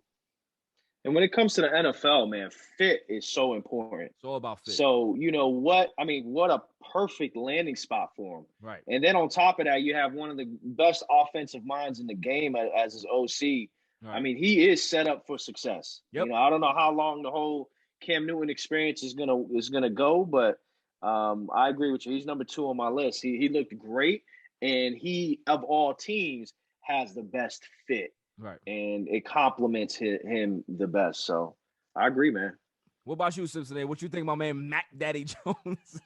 It's tough. It's tough to compliment a Patriots player, man. They've scarred me too many times. But he looks good. I mean, the Alabama it's always tough to judge any of those players because they are all stacked. Like running backs are hard to judge on that team. They have a good line. Yeah, it's a factor. It's just they produce first rounders left and right, and I won't judge him on a preseason game. I won't judge him until probably the end of this season. But from what I've seen, he looks decent. He looks like he's exactly what you want as a pocket passing quarterback who can escape if he has to.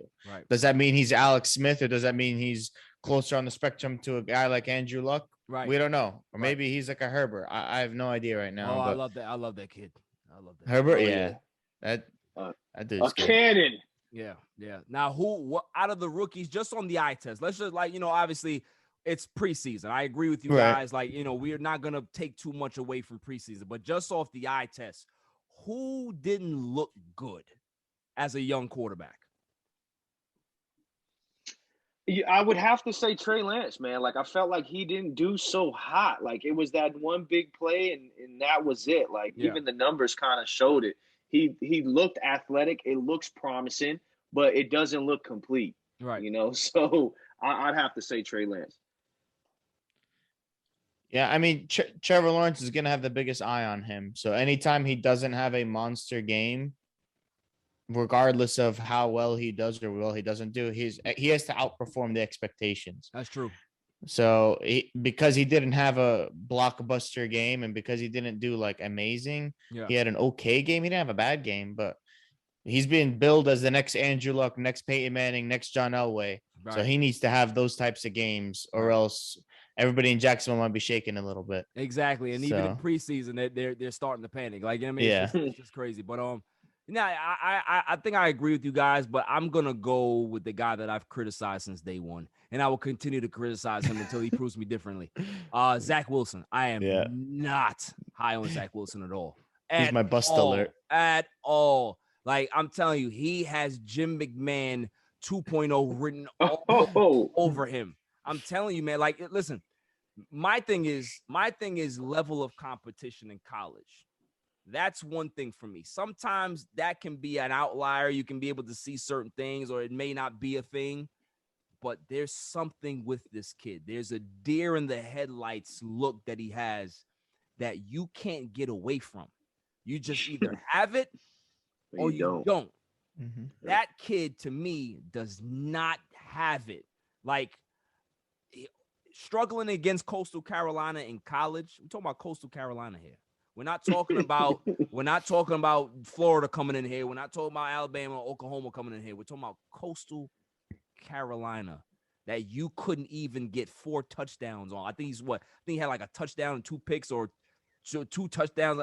He struggled. He just could not get going.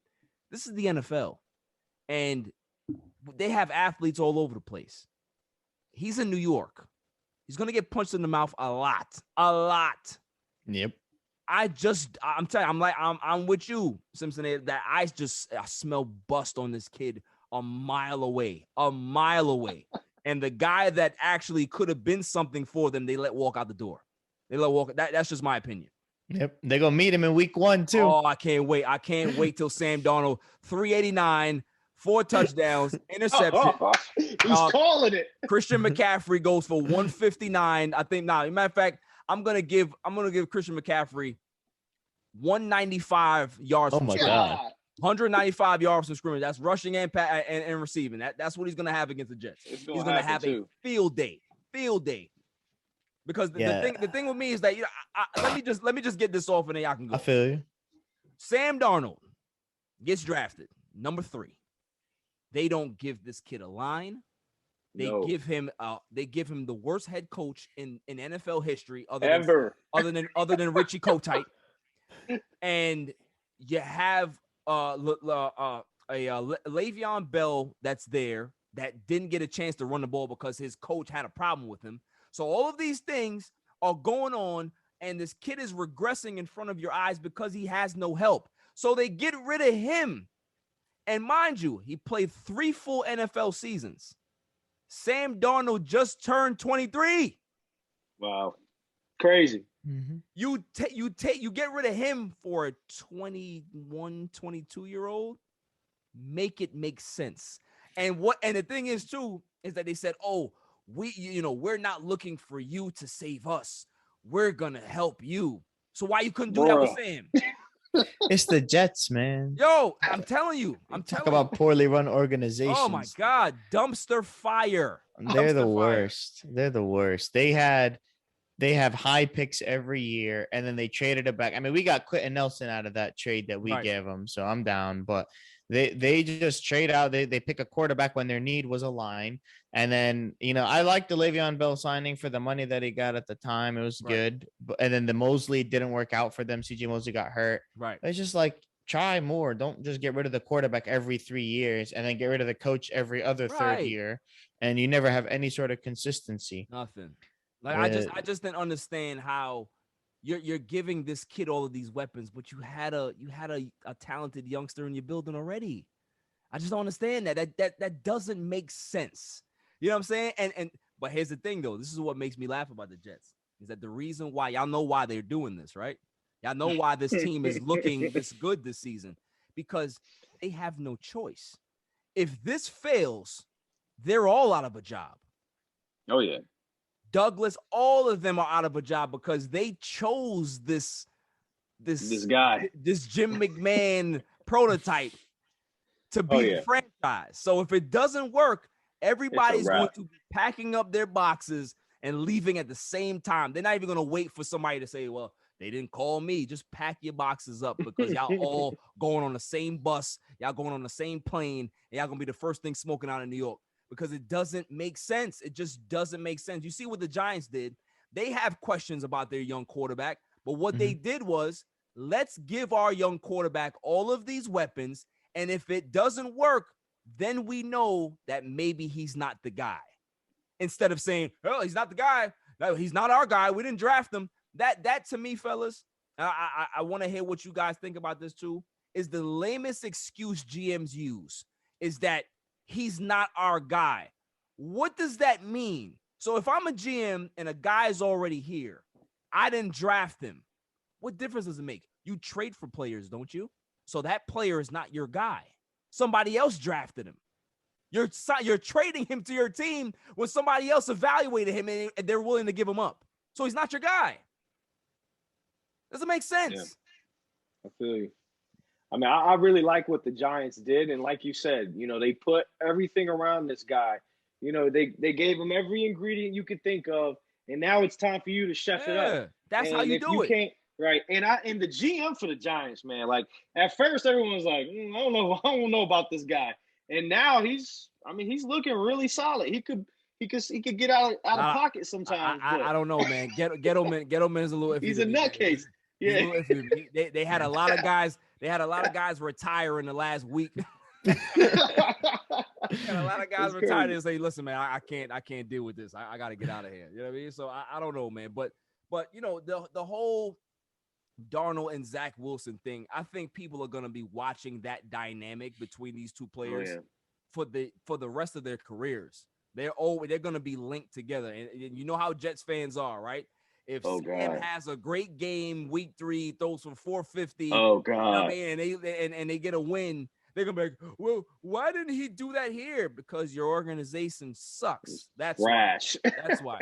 It's the Bengals, it's the Jets, it's the Lions. Just put them in a hat, put them in a hat, and just roll it around, because it's the same thing. The same dumpster fire organization. They just share disasters. They really do. They really do. The Texans are trying their hardest to get added to that list. Man, they're trying. You know what? I'm not even gonna put the Texans in there, because at least the Texans are still an expansion franchise to me. They got like another 5 years to be like a legit. You know what I mean? But those other the Bengals, Lions, and Jets. We talking about the Jets. They haven't been to a Super Bowl since Super Bowl, was it 3? 3. Yeah.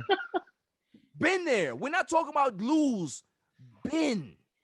We've seen the Atlanta Falcons in 2 Super Bowls in that time. We've seen the Arizona Cardinals get to a Super Bowl and almost win if it wasn't Santonio Holmes.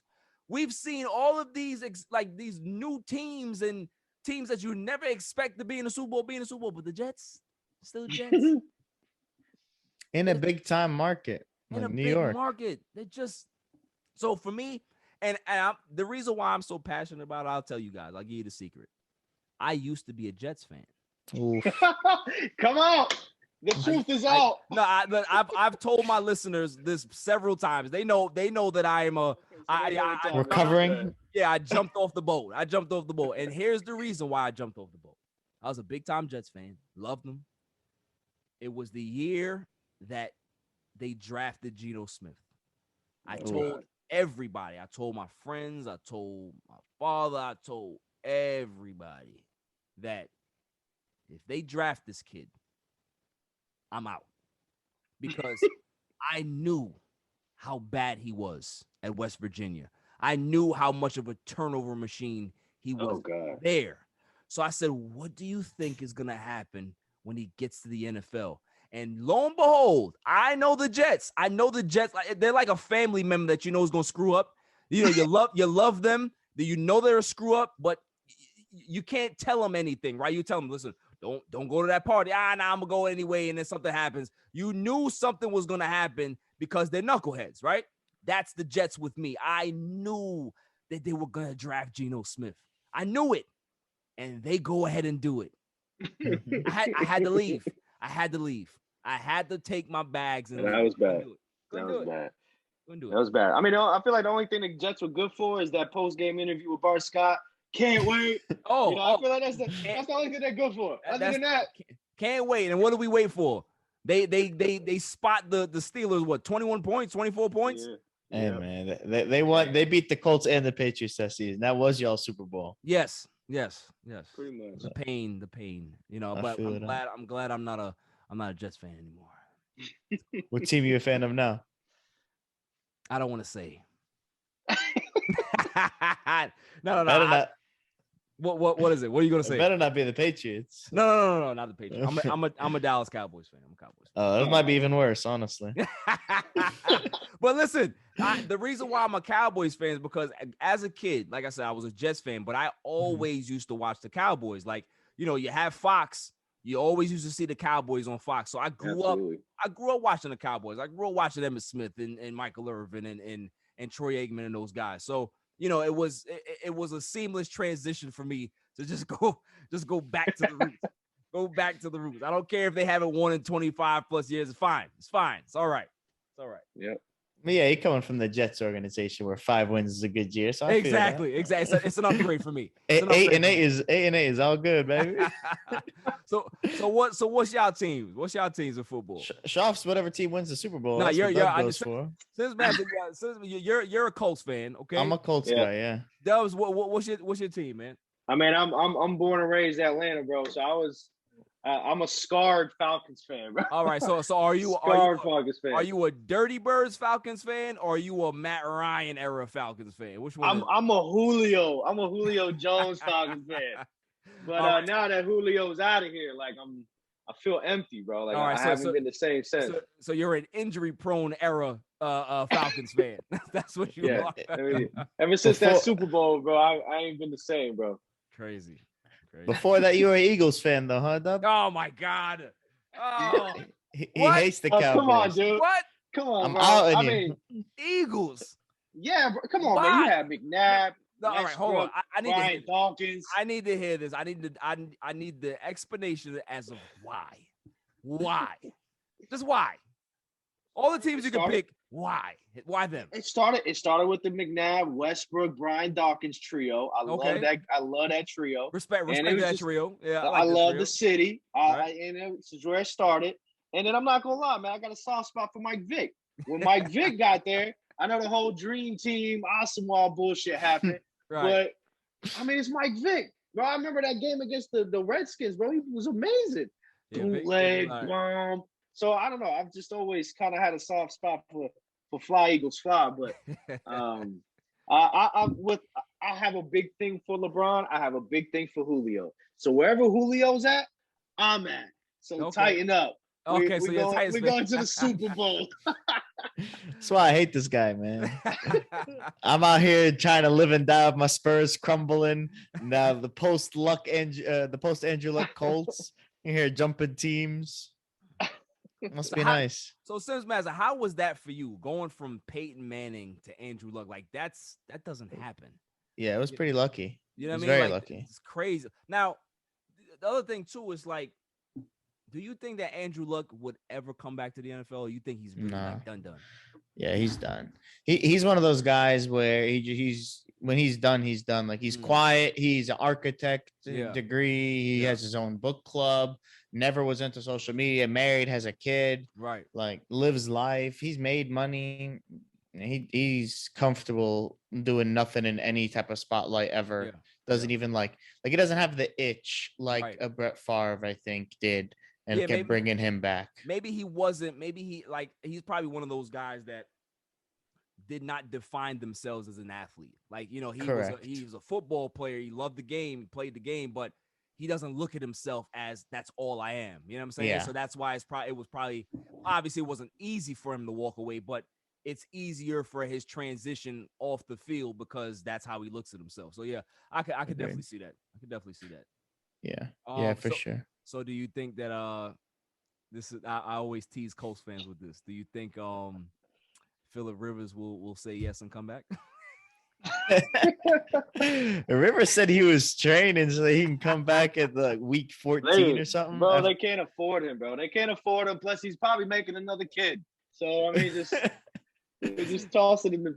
We got hella cap space. But no, I don't think he's coming back. I think by the time Wentz actually could come back, they're saying he's progressing pretty well. He might be back for week 1, Really? which is like the 5-week timetable, because it was like a 5 to 12 week timetable, which is stupid, but it is what it is. He's might be at the 5-week. Wow. So if he comes back week 1, that's perfect. No preseason. But do you think that they should rush him back though? I mean, it depends on how these other 2 quarterbacks can survive in the preseason. We have a tough first 5 games. Yeah. Like, we have the hardest strength to schedule the first 5 games. So I'm not comfortable rushing him back necessarily. But if we go 1-4, that pretty much shoots the entire season out. Right. I think Wentz can get us 10 to 11 wins out of the 17 if he played the full. I agree. Especially with him and Frank Reich, that connection, man. I almost had him win an MVP if he didn't get hurt. So, that's what everybody's banking on, that they can be able to recreate that magic that they had in Philly. So, I'm with you. I think that, he's found a home here if he can be able to stay healthy. But that's the thing with him, is that it's just health with this guy, man. So we'll see. Let's kind of segue into the whole Green Bay situation. Green Bay, Rodgers. What do you think of what's going on there? Do you think that Aaron Rodgers will stay past this season? And because you see that he's kind of trying to angle for Clay Matthews to come back as well. He got Randall Cobb back. So now he's trying to get the real band back together. So, what are your thoughts on how this whole thing kind of played out, guys? You want to go first, Dub? I mean, it was interesting, bro. Like, when have you ever seen a star player like that come out and just, I don't even know what the word is, when during his press conference, he just completely torched his candid. Candid, and just went, like, when have we ever seen that? And just completely called out the front office on history moves, on just not having. How do you not have Aaron Rodgers involved in moves that you're making? So it's very interesting. I personally think this is it. Whenever since he posted the whole last dance thing with Devontae Adams, like, we're gonna try to give this shit one more run. We've gotten close 2 years in a row. Let's do it. And if not, I mean, ain't no telling where the hell he end up. Right. But it's very interesting. I don't think. Can you guys think of any player that's ever really come out and did that? Like, I don't have anybody that comes to mind, but it's interesting, bro. I mean, the only person I can really come to mind who kind of eviscerated their franchise was Carson Palmer. What he did to the Bears. That too. But other than that, no. I think this was very unique in regards to how he did it. His honesty. It's the honesty that I really appreciated. That he told us exactly. And the reason why he did that is because he didn't want to answer these questions during the season. So he's like, I'm going to give you everything that y'all want. Y'all can take sound bites. Y'all can take whatever y'all want from this. Y'all can make articles until week 10 for all I care. I'm giving you everything now, but don't ask me about it again. That's it. Yeah. You know what I mean? So I respect him for that. But, I want to hear what Sims Master has to say about that. I mean, part of me doesn't want Rodgers to leave. I think he's the Packers, right? Like, you don't think of any other team. It just looks weird when you see Favre on the Jets or the Vikings. It looks weird when you see Brady on the Bucks or Manning, on the Broncos, stuff like that. But then it happened with less issues Manning left just because the time was right and we got lucky, he was hurt type thing, but there was no animosity. Right. And there's been brewing animosity similar to kind of the Phillip Rivers situation in San Diego or LA. And I think it's probably going to end up being like that. It'll be stupid for him to leave, I think, just because he only has a couple years left, call it. And why leave? Like, I don't know. There's something about playing your whole career in one spot that's really nice. Even, I mean, he already won one, he's been to two. Hopefully he gets to go to another one and win, because I think he's the most fun quarterback to watch right now, for sure. Yeah, I agree with you, man. I think that, I would love for him to stay, but the problem with Green Bay is that this is them. This is their MO. Let's just think about this, guys. I'm gonna put this into perspective to really make our listeners and you guys understand the gravity of how bad this organization can be. Brett Favre, Aaron Rodgers, they bookend each other, right? They follow each other. Brett Favre won a Super Bowl. He got to another one. Aaron Rodgers has been to one Super Bowl and won one Super Bowl, right? So 2 Hall of Fame quarterbacks in the last 30 years have only been to 3 Super Bowls. How many MVPs between them do they have? Favre's got 3. Rodgers got 3. 6 MVPs, 2 Super Bowl rings, 3 appearances. That just tells you that this is an organization. Right. This is an organization that they do things their way. They've always cut corners. They've never wanted to spend. They always like to get the guy that works in Pathmark to play wide receiver or play running back. They don't want to get guys. They don't draft well. This is the problem that they've had because it's Green Bay. They have a hubris about them in the front office. Oh, we can be able to take anybody and turn them into an NFL player. You're a great quarterback. You'll be able to make this guy. When you get older, we all know this, being sports fans and understanding the game, that quarterbacks, as they get older, they need more around them. They need a better line. They need better weapons. They need better coaching, because things have to be tailor-made for them to be effective. They're getting older. They've lost a step or two. They need things to be ideal around them. This is why Brady left New England. It's not the fact that Brady didn't love New England. He would have stayed there his entire career. But he realized that he did not have the cachet, the power to draw guys to New England. Like, he tried to do it with AB. It didn't work. And him and Bill Belichick just didn't get along. So he figured, I got to get out of here. I can't be myself here. I have to go somewhere else and do that. So what did he do? He didn't go into free agency and talk to 7 teams and wait there for a phone call. He called the Bucks. He said, hey, guys need a quarterback, right? You guys have a good talent here. If I can be able to come to your team, I'm not going to kill you guys financially. That's not my MO, but I will come here and, kind of change the culture. But all I ask is one thing. Sure, Tom, what is that? That you just give me decision-making ability. I can be able to bring in this guy. I can bring in this guy. We can make this particular decision. Got a deal? I won't take that much money from you guys, but on the back end, you guys give me some power and authority. Okay, deal. That's why that relationship works. In Green Bay, Aaron Rodgers doesn't have that. He's begging for it. Right. He doesn't have the authority, right? And he doesn't have the respect of the front office for them to trust him enough to be able to, be a free agent recruiter and stuff like that and bring guys to Green Bay. That was the problem, because that's how Green Bay has always operated. We're the Packers. We're this historic franchise. Everybody, we have Bart Starr. We have this guy. This is what they do. And it takes a guy like Aaron Rodgers to tell them about themselves, to say, yo, how y'all do things, it ain't working no more. This is not the 1960s. This is not the 1970s. This is not how we do things anymore. The one time that Green Bay spends money and brings in Woodson is 2010. What happened in 2010? They won a Super Bowl. This is what Aaron Rodgers is trying to tell them, that you don't spend money, we don't win. As the only reason why you guys are great It's because of me. It's because of Devontae. It's because of this connection that we have. When I'm not here, nothing goes right. And you guys wanted to kick me out the door a couple of years ago. I won the MVP despite y'all. I hated you guys last season. That's why I won the MVP. That's what they don't understand. Move. You know what I'm saying? Crazy. So it's like, it's time for them to understand that they have to change the way they do things in Green Bay. If you're gonna have a superstar quarterback like this, this is where the NFL is going now, right?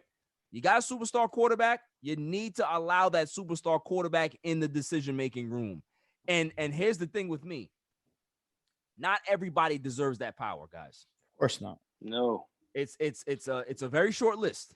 Tom Brady, Aaron Rodgers. If you want to put Pat Mahomes in there because he got a Super Bowl, cool. I wouldn't. Russell Wilson, that's what I'm saying. Like, it's debatable. Russell Wilson, those 4 guys I can say deserve some cachet. Everybody else does not deserve that. You have to earn that spot. Aaron Rodgers has earned that and then some. And this is what Green Bay has to realize, is that if they want to move on, just like he said in his press conference, if you don't want me here, let me go and go ahead and start the Jordan Love era. But if you want me here, you have to allow me to do what I got to do. Don't try to put me in a box. Don't try to restrict me. Let me be able to recruit guys and let me do what I got to do to make this team win. Simple. You know what I'm saying? So it was a shock to their system. I hope that it works, but it's Green Bay. And when I think about what they did in the offseason, they penny pinched on Aaron Jones. That's the only reason why he came back. He wanted to come back, and they got a discount for him. But the one move that really killed me is that you had J.J. Watt, who's a Wisconsin guy.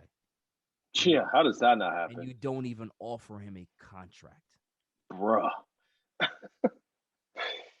That Green wouldn't Bay. hurt. It's Green Bay. So that didn't shock me, but they get what they get. If Aaron Rodgers never came back, because I've said this on my show, what I wanted Aaron Rodgers to do was report to camp, play preseason, right? Answer all the questions. Hey, I'm here. You know, everything's great, fine. First game of the season, nobody can find Aaron Rodgers. Gone. And then Saturday before the game, he says, "I'm done." That's what I wanted him to do. That's cold-blooded. I would have did it. Honestly, bro, if there was a dude that would do it, it was him. Yeah, I would have did it. I would have did it because you listen. Could you imagine? Just think about it, right? Us 3, you guys are athletes. We're all in the same league, and we grew up as friends. And you're doing your thing in one place, you're doing your thing in another place, and I'm watching y'all, right? I'm watching y'all have success, and you have the trust of the franchise, and everything is good on y'all side, right? While on my side, I'm dealing with micromanaging. I'm dealing with the office space GM that's sitting at the standing at your cubicle and like, well, we got to make sure that the money is right, and we don't want to overspend here because we're trying to keep this so I'm not getting the success and the leeway that y'all are getting. I'm gonna look at my 2 friends like, yo, I want that. What's up? Right. I want that. That's what Aaron Rodgers is looking at. Do you know how it must have made him feel to see Tom Brady go to Tampa, have that type of cachet, to be able to bring in Gronk, bring in AB, and do all of these things and win a Super Bowl? While he's like, y'all been asking for the same thing for the past 7 years. He just got there and got it. So he was like, nah, I gotta do something.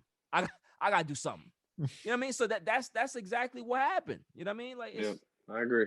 It's crazy, 100%. Man. Like, certain teams just they get such great players, and I think that's a detriment to a lot of franchises because sometimes when you get a great player or you get a couple of great players in a row, you feel that it's your ability that did that.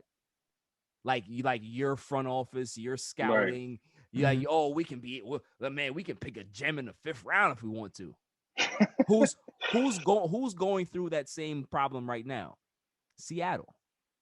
Seattle with John Schneider, right? They think that they're the best drafters in the world, all because they got lucky with the Legion of Boom. they hit on every late draft pick that they got. Yeah. That's not normal. That's not normal. So now they think that, oh my God, we can be able to do this again. No, you can't. No, you can't, because you're not that good. In Green Bay, Seattle, the Jets, the Lions. Well, the Lions got new management around. I want to see what they do.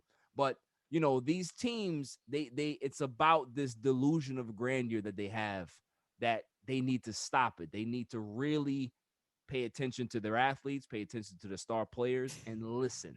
Because if they do that, they'll be better off going down. Going forward. You talk about that Legion of Boom defense. We got a show that's coming out soon. We got Legion of Boom defense versus the Baltimore 2000s defense. Who's the best? Who's the better? That's not even close. It's not even close for you. Okay. But the Legion of Boom was a great defense. Understandable. That Ravens defense, ridiculous. They held teams to 7 points or less in 12 games, including the playoffs.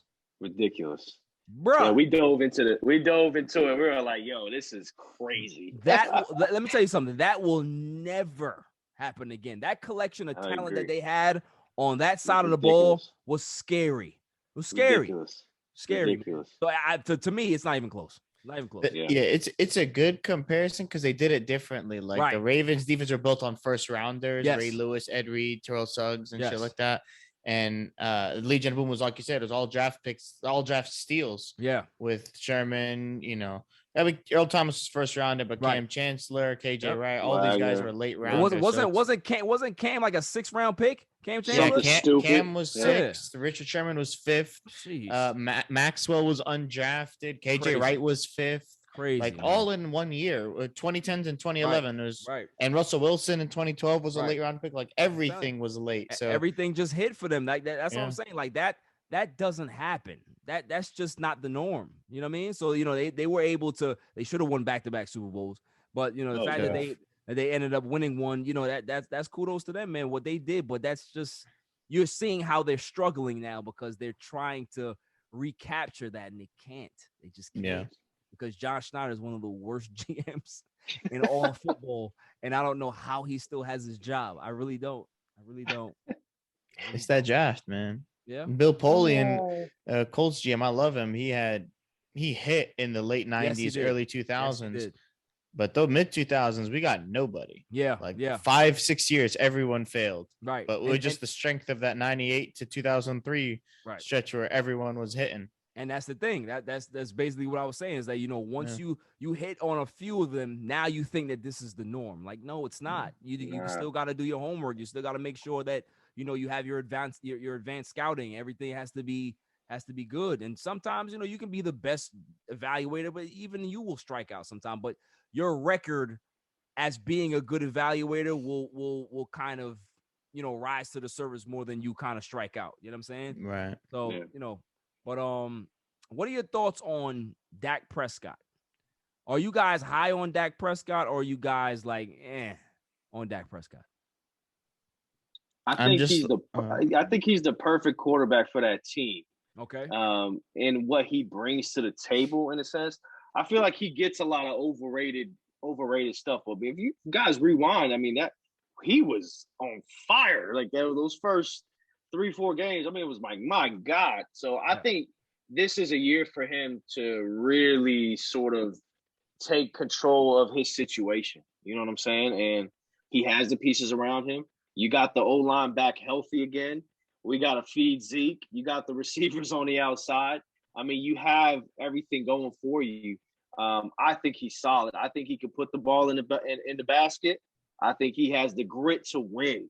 When you look at Dak Prescott, it's one of those guys where it's like you don't even want to look at the stats. You just want to know, you're gonna win with him.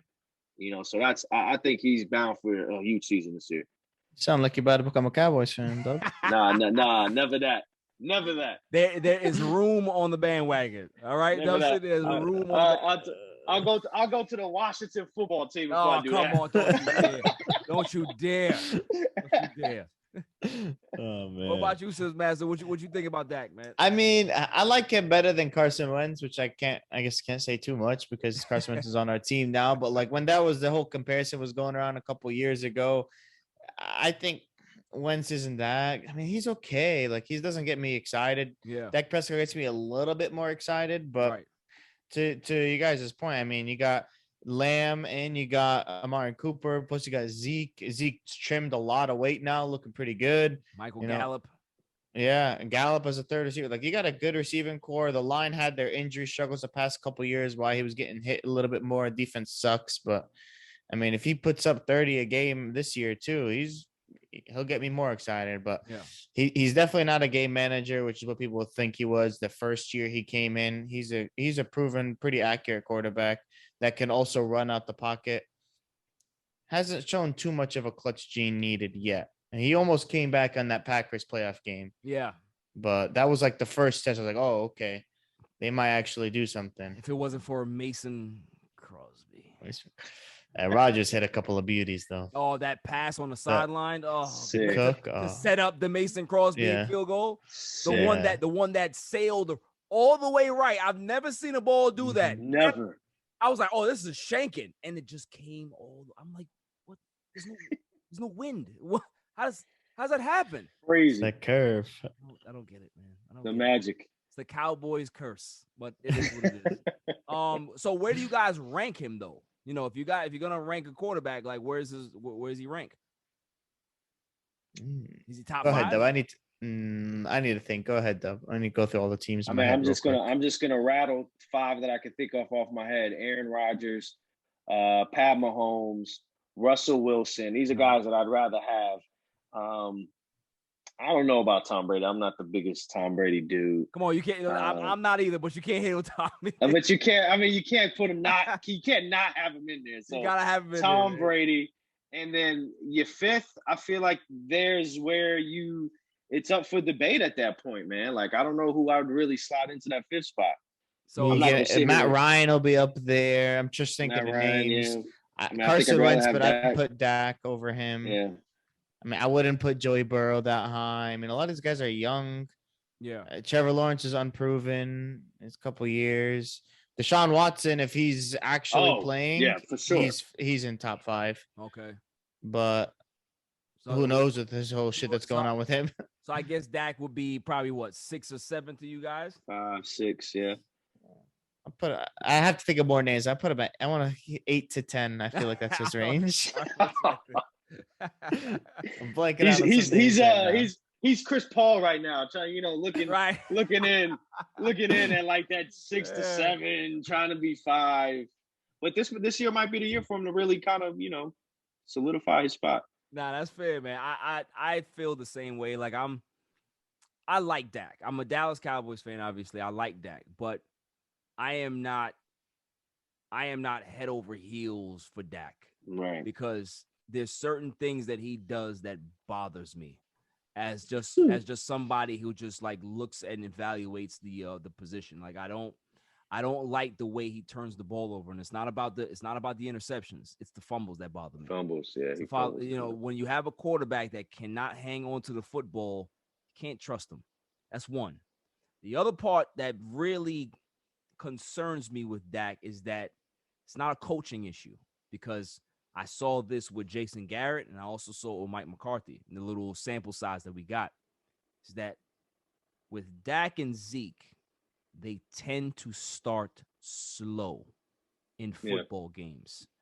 That is not a head coaching thing. That is a player thing.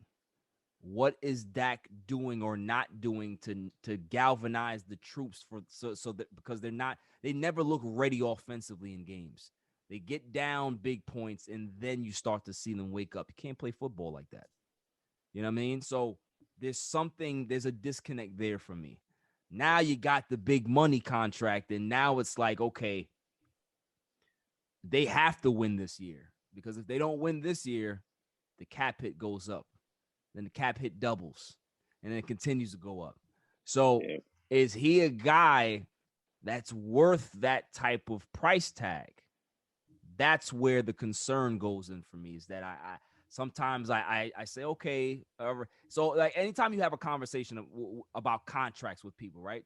People who are NFL followers, they love the game. And so, it's about next man up. It's not about I always tell them, take the contract stuff out of it.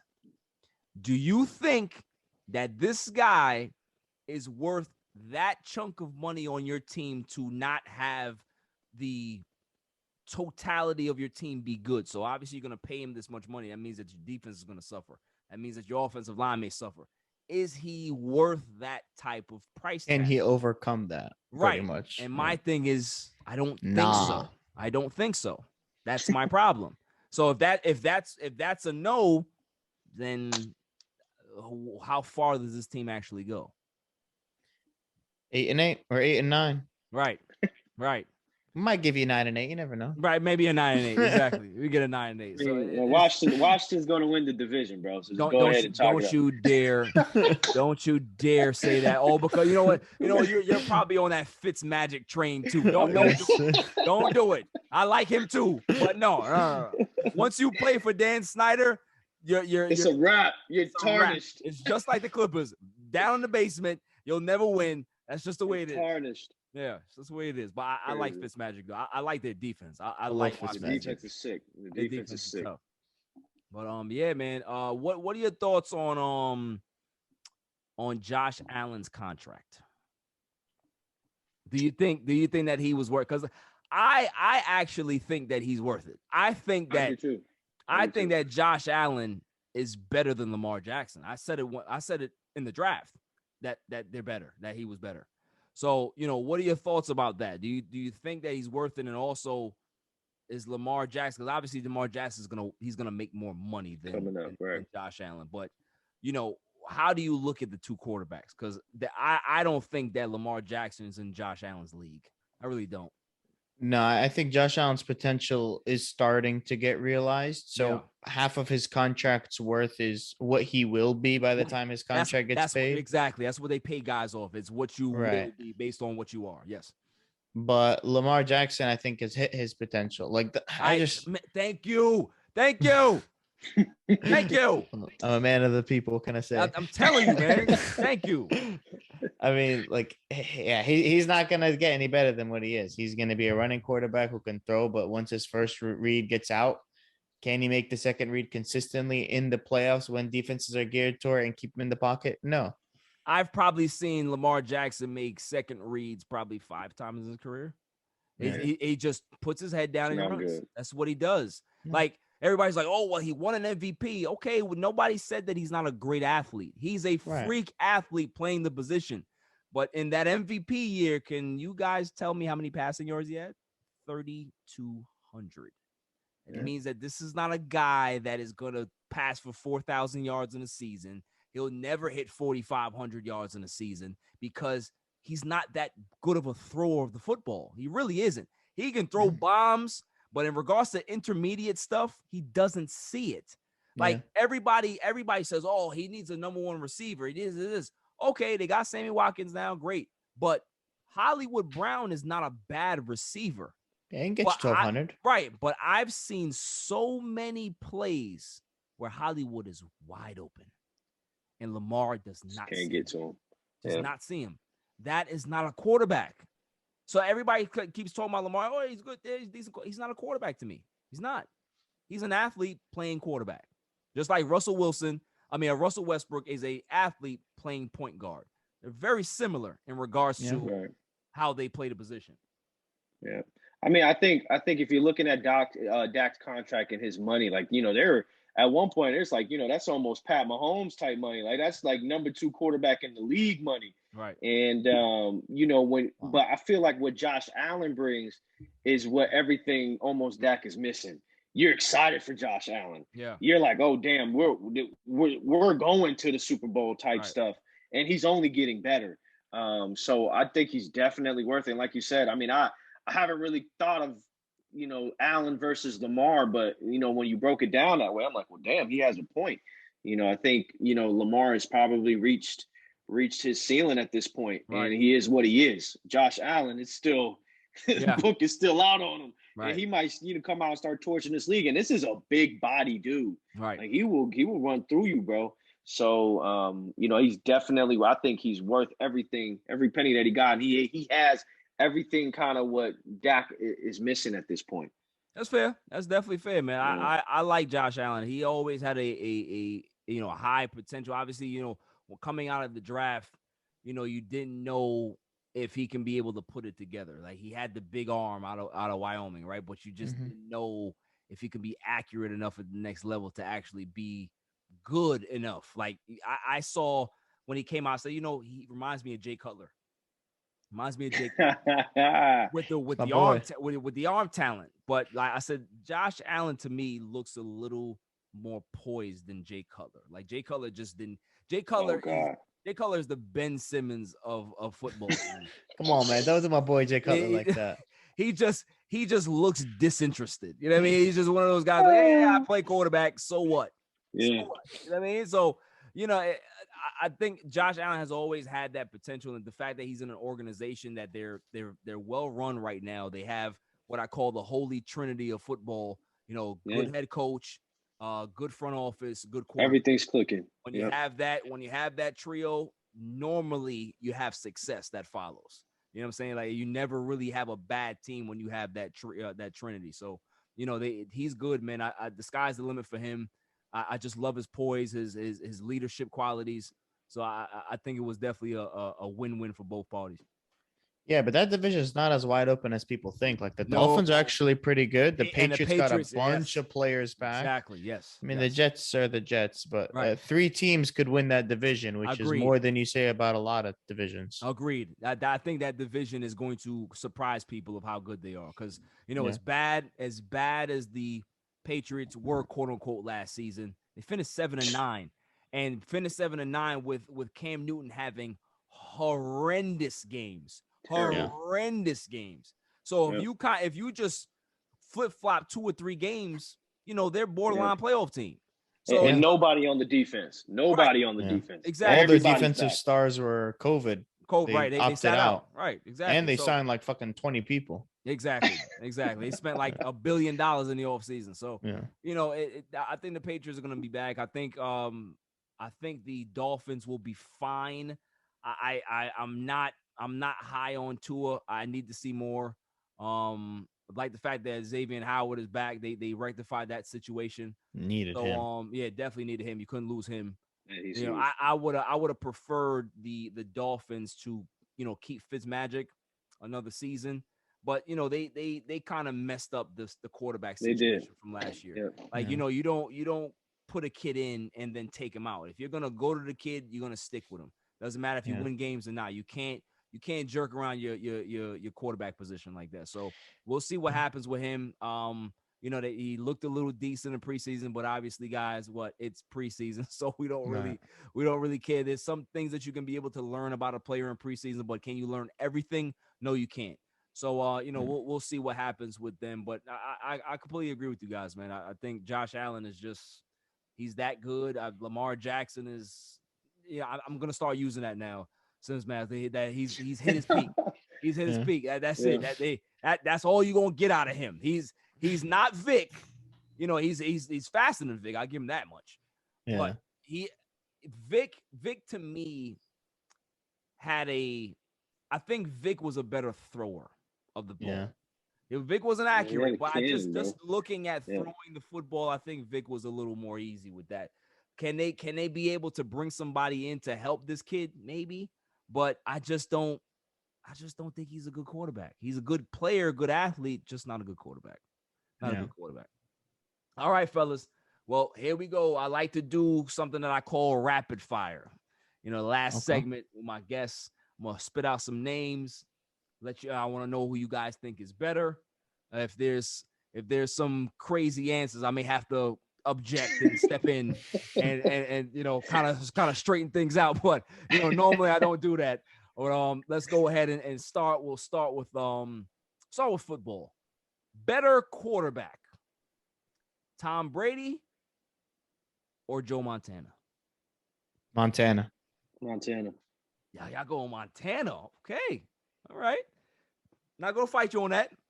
Good. Better quarterback, Brett Favre or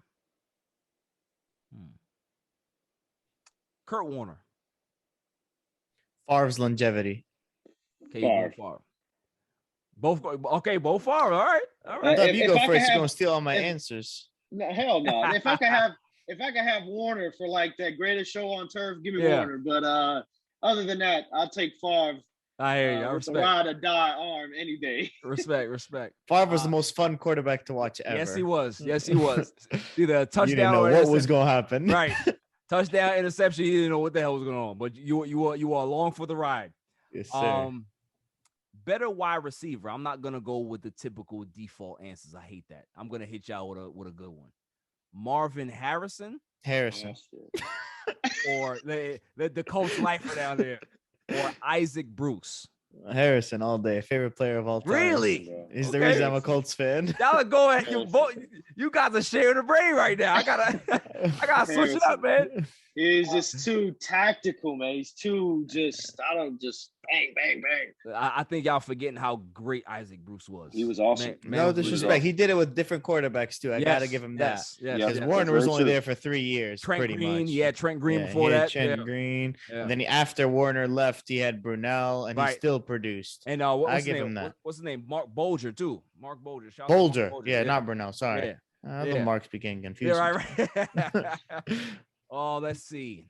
Better running back. I'm not gonna mess with no Colts no more, because if I go there, I'm not gonna do that. Well, matter of fact, this is a Colt, but we don't remember him really as a Colt. Oh, you gonna go Marshall Faulk? Yeah. So Marshall Faulk or LaDainian Tomlinson. I'll let Dub go first. I don't want him to steal my answer. I'm gonna have to go LT. You going LT? I'm going Faulk. That's my listen. I am a big LT fan. I love LT, but Marshall Faulk was a different dude. Just different, man. Different. Like Marshall He's the Faulk, first dude to do it. Yeah, exactly. He paved the way for that two-way guy. You know what I mean? That dual back. So that's why Marshall Faulk will always have the nod to me, no matter how great LaDainian Tomlinson was. You know what I mean? Yeah. LT was good, man. He could throw the ball too. He was special, man. He could do a lot. Special guy. But, man, I thought she was about to drop Trent Richardson on us for a second, bro. I was waiting for that. Let's see. Better running back.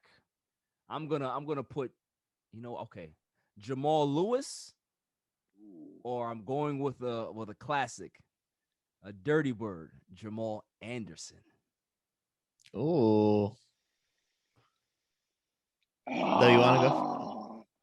I don't know where to go, man. Both big backs, both have the same, very similar, right? Same type of running style. I think Jamal Anderson was a little bit more east to west than Jamal Lewis was, but yeah.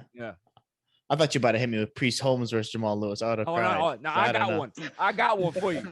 I'm gonna go Jamal Lewis though. I like Jamal Lewis. I think Lewis. You going Lewis? Too. Yeah, I think so I'm gonna go with Jamal Anderson. I love Jamal Anderson. I used to love when Anderson was that dude. When he scored the touchdown, he used to do the dirty bird dance. Yeah, he started. That was my guy. He brought it back, man. rather. Right. That was my guy. All right, let me see. This is gonna be an interesting one. Better one season running back, the best season that they've had, right? Okay. Priest Holmes. Oof. Or Chris Johnson. CJ2K or Priest Holmes. One season. Remember the Priest Holmes season where he had 27 touchdowns or something like that? Something like that. Well, you could throw Sean Alexander if you do a one season runs too. Nah, I'm not putting him in there. I like Priest Holmes. Priest Holmes. I was gonna say I'm going Holmes on this one, man. Yeah, I'm going. You do an 03 Holmes, right? Yeah, Holmes with Chiefs. Yeah, it's tough. It's tough not to. Dog. It's tough not to. That dude's one of my favorites. I used to love when he scored touchdowns. He used to, he used to walk to the side. That little celebration that he had, that was my guy, man. That was my guy. That team should have done more with the Chiefs, definitely. With him and Tony G. Definitely. Should have done more. I agree. Let's see. All right, moving on to basketball. Okay. Better point guard, pure point guard. John Stockton or Jason Kidd? Don't do it to me, man. Jason Kidd's my favorite player, but I have to go John Stockton. Gotta go Stockton, man. He's Go the, Stockton? Jay Kidd's my favorite, though. It's tough. It's tough to say no to him. Right. Okay, let's see. Better defender, Draymond Green or Dennis Rodman? Rodman all day. It's not close. I don't know, man. I think I'm having to go Draymond on that one. You going Draymond? Now I'm gonna have to step in. Now I'm gonna have to step in. Thank you. It's not close. What is wrong with you? What is wrong with you? We just talked about recency bias for like 30 minutes. You forget how great Rodman was. That man was guarding everybody. He was a dog on the boards. You're right. I mean, let me change your mind now. It's too late. Right. Exactly. It's already out. You said Draymond. Don't change your mind now. I'm riding with it. Let's see. This is one that I'm gonna have to interject if y'all say something crazy. Better big man defender, Dwight Howard or Rudy Gobert? I assume you're talking primes, right? Not now. Yeah. Primes. You gotta go deep. You gotta go Dwight Howard. Big man defender, like help defense, or like they could defend the post 1-on-1. Right. Or just shot blocking, help defense, or just big man. Touch the total package. Dwight Howard help defense puts him way over the edge. Well, on the post, he can get killed in the post in the Magic days. Yeah. But his help defense, he was everywhere. Yes. He was everywhere blocking shots. What about you, Doug? So I got to give it to him. You going D12 too? D12. Okay, cool. Listen, if y'all would have went Rudy Gobert, I would have had to stop. No, hell no. He's fraudulent, bro. I don't want to. Bro, It's fraudulent. The whole Jazz squad, like, no, they are canceled. The Jazz remind me of Gonzaga in college basketball. It's Gonzaga. Great comparison. It doesn't matter how good they are. It's Gonzaga, so it doesn't matter. It is what it is. Let's see. Better pure passer. We're talking about just pure passer of the basketball here. Magic Johnson or LeBron James? Magic. Gotta go Magic. Magic just had the flash, the sauce. If it was anybody else, it's LeBron. LeBron's too. It's not even. Kidd, throw Steve Nash in there. Hell no. LeBron is not the second best pure passer of all time. Come on, man. He is. In my books, he is. Come on, man. Hit me when Kidd, when LeBron throws a bowling ball pass in the fast break. Hit me when he does a through the legs cross court. So J Kidd was special, man. He was special. J Kidd was nice. Let's see. Better scorer. Matter of fact, no, not better scorer. Better player. Oof. Tracy McGrady. Ooh. Or Paul George. Very comparable. Very comparable. Very comparable. Very comparable. That's why. Go ahead, Deb. You're gonna steal my answer, so go ahead first. I mean, I'm gonna have to go T-Mac, man. I'm just gonna have to go T-Mac. I mean, it got cut short with the injuries and shit, but T-Mac was different, dude. Like if you heard things Kobe was saying about T-Mac, like it just goes to show you what T-Mac brought to the table. So it's T-Mac for me, man. Definitely. Yeah, Paul George only beats him defensively. Yeah, that's it. In every other category, I get T-Mac. Yeah, I agree. I will never pick Waldo George to be better than anybody. So, shouts to T-Mac, Hall of Famer. I'm going T-Mac. Sir. Let's see. Better shooter. I'm not doing Steph Curry. Everybody knows that Steph Curry is good. It's automatic. Better shooter, better 3-point shooter. And I'm gonna give you 3 guys. And this other guy is kind of a variable. If you think he's good, whatever. But he's up there. People just don't talk about him enough. Okay. Reggie Miller, Ray Allen, or Peja Stojakovic. Ooh. Page is a sniper. That's what I'm saying. Like people, you gotta know the game to understand how good he was behind the arc, right? No. Page is a sniper. Yeah. You don't even have to go to the Kings days. You can go to the Hornets days if you don't want to go back to the Kings days. Right. Oh man. You said it was Ray? Yeah, was it Ray, Reggie, and Peja? Are we doing off ball, catch and shoot, dribble pull up? We doing the package? What we doing? Just a pure shooter. Just pure shoot. Because I think Ray Allen out of all 3 of them was able to put it on the floor, especially in his prime. But we're just talking about the The shooting totality guard. of Ray's career. He was more of a catch and shoot guy, can be able to come off curls. Yeah. So I'm talking about that particular instance. Okay. Because if you're talking Celtics onward, Ray Right. Allen, he's more like a Reggie Miller Yes. and a Peja. But the but Milwaukee and Suns Seattle, or Sonics. yeah. Okay. I'm tempted to say Ray just because you can do both. Right. But Reggie was so fucking clutch. Clutch. It's hard not to go Would- Reggie would- when everybody would I- knows he's coming off the screen. Would I be crazy if I went Ray Peja? Allen, Peja, Reggie In that order, in that order? you said Ray Allen, Page, or Reggie. Would that be crazy? That's crazy. Yeah, that'd be a little crazy. That's a little off the rails. A little off the rails there, right? But if that's what you want to do, that's why I threw the variable out there, because Yeah. I wanted to see Variable. who would actually say, yo, you know what, Page was actually that dude when it came to it. You know what I mean? So I if you're gonna stick with that, I was like, go ahead and stick with it, man. Stay on your square. Stay on your square. You know what I mean? I gotta go Reggie one because he was the guy for Yes. those 18 years. You Yeah. knew the screen was coming. Right. He knew how to get around the screen, and he Right. even had that open court session where he told you how he would line up the big and Right. which way to play off, either if he's Right. going to the wing or he's fade into the corner. Right. He knew how to get open, had a quick release. He knew everything you knew the ball was going to him, and he was clutch. So I gotta go him one. I'll go Ray two, just because he could do it off the dribble as well. Right. But Peja was the purest sniper. Yes. Just he was the number 2 or 3 option on every team. Right. He was never the guy Right.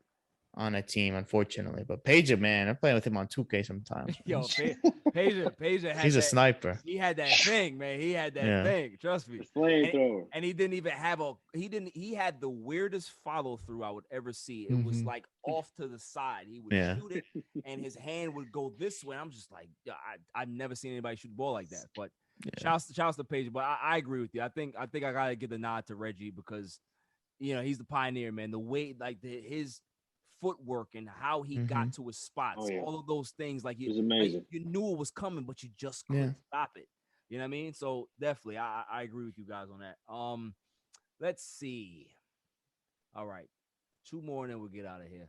Trying to think.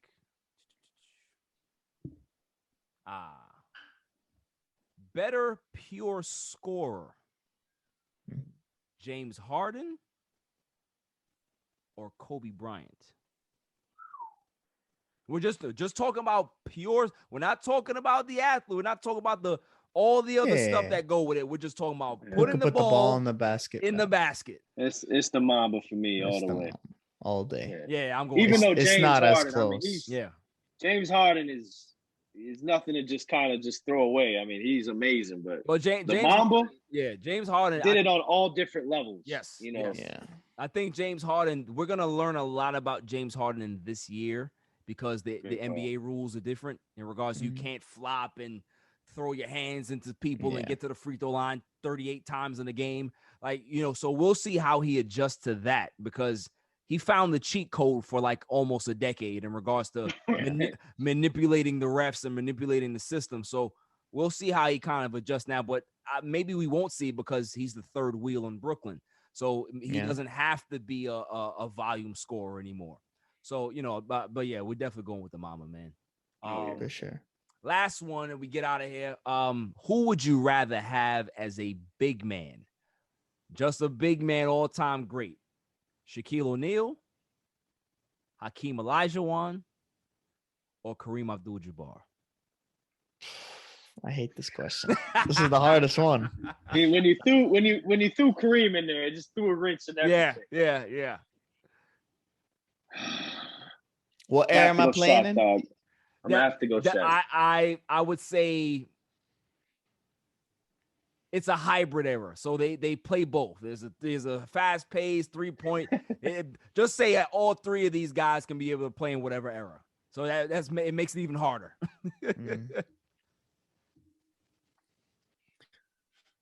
I mean, Kareem did play in a fast-paced Lakers. Yeah. team. I'm gonna have to go Shaq, man. I'm gonna have to go Shaq. He's just too dominant. You going Diesel? Too dominant. I feel like he'll just bulldoze him around and ham on him. So Man. I'm going to Diesel. You can't go Kareem is wrong with tough, though. any of them. No. You That's the can't. problem. You really can't. Like Kareem is to me, tough. Bill Russell and Wilt aren't the GOAT centers. Like it's these three right here. Right. The other two aren't in contention to me. But I gotta go the captain. Kareem. I am with you. Simpsonator. You gotta go Cap. Because the thing is, that guy, people don't realize, like, my listeners out there, y'all listeners out there, that this guy, when he was with Milwaukee, won MVPs, won a championship with Killed Oscar, everybody. got traded to the Lakers on those bad teams and won 2 MVPs there as well, right? Before Magic got there, we're talking about. The dumpster fire teams that he was winning MVPs. Magic gets there, they win a championship, and the rest is history, obviously. But this is a guy that dominated every era that he played in. Like, he played in 3 decades or something like that? Crazy. Pretty much. That and dominated, was a 20-point scorer in every facet of the every decade that he played in. So, that to me is just longevity. Like you said, longevity matters. The fact that the hook shot is the most unguardable shot in the history of basketball. He was just that good. He was really, really that good. I think like the young people, as well as even guys that are my age, they really don't. Anytime they talk about basketball players, not even just the center position, just a basketball player, Kareem's name never gets ever.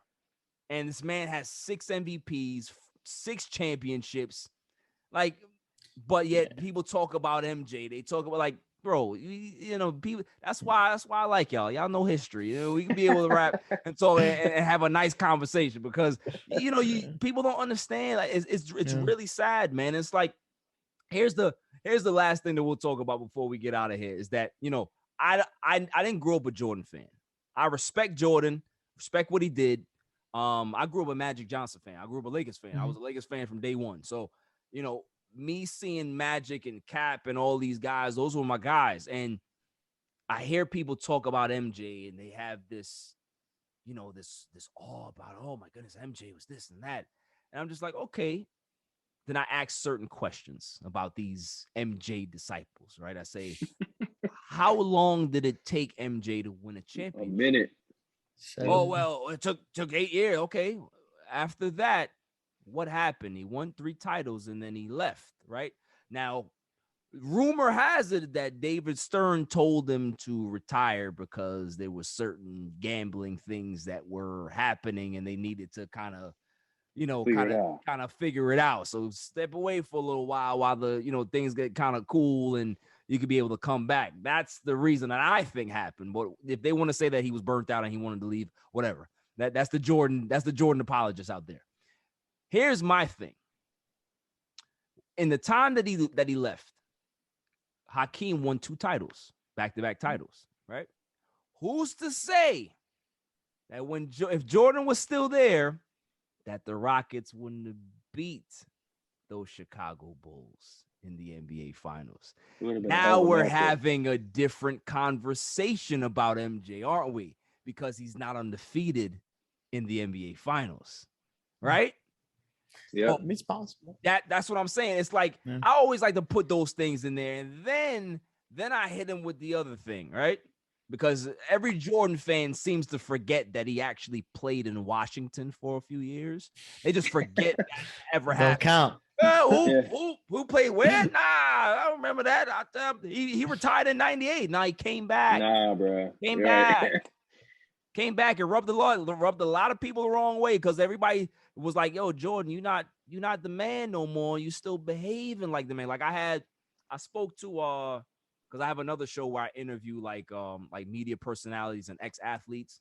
I spoke to Tyrone Nesby.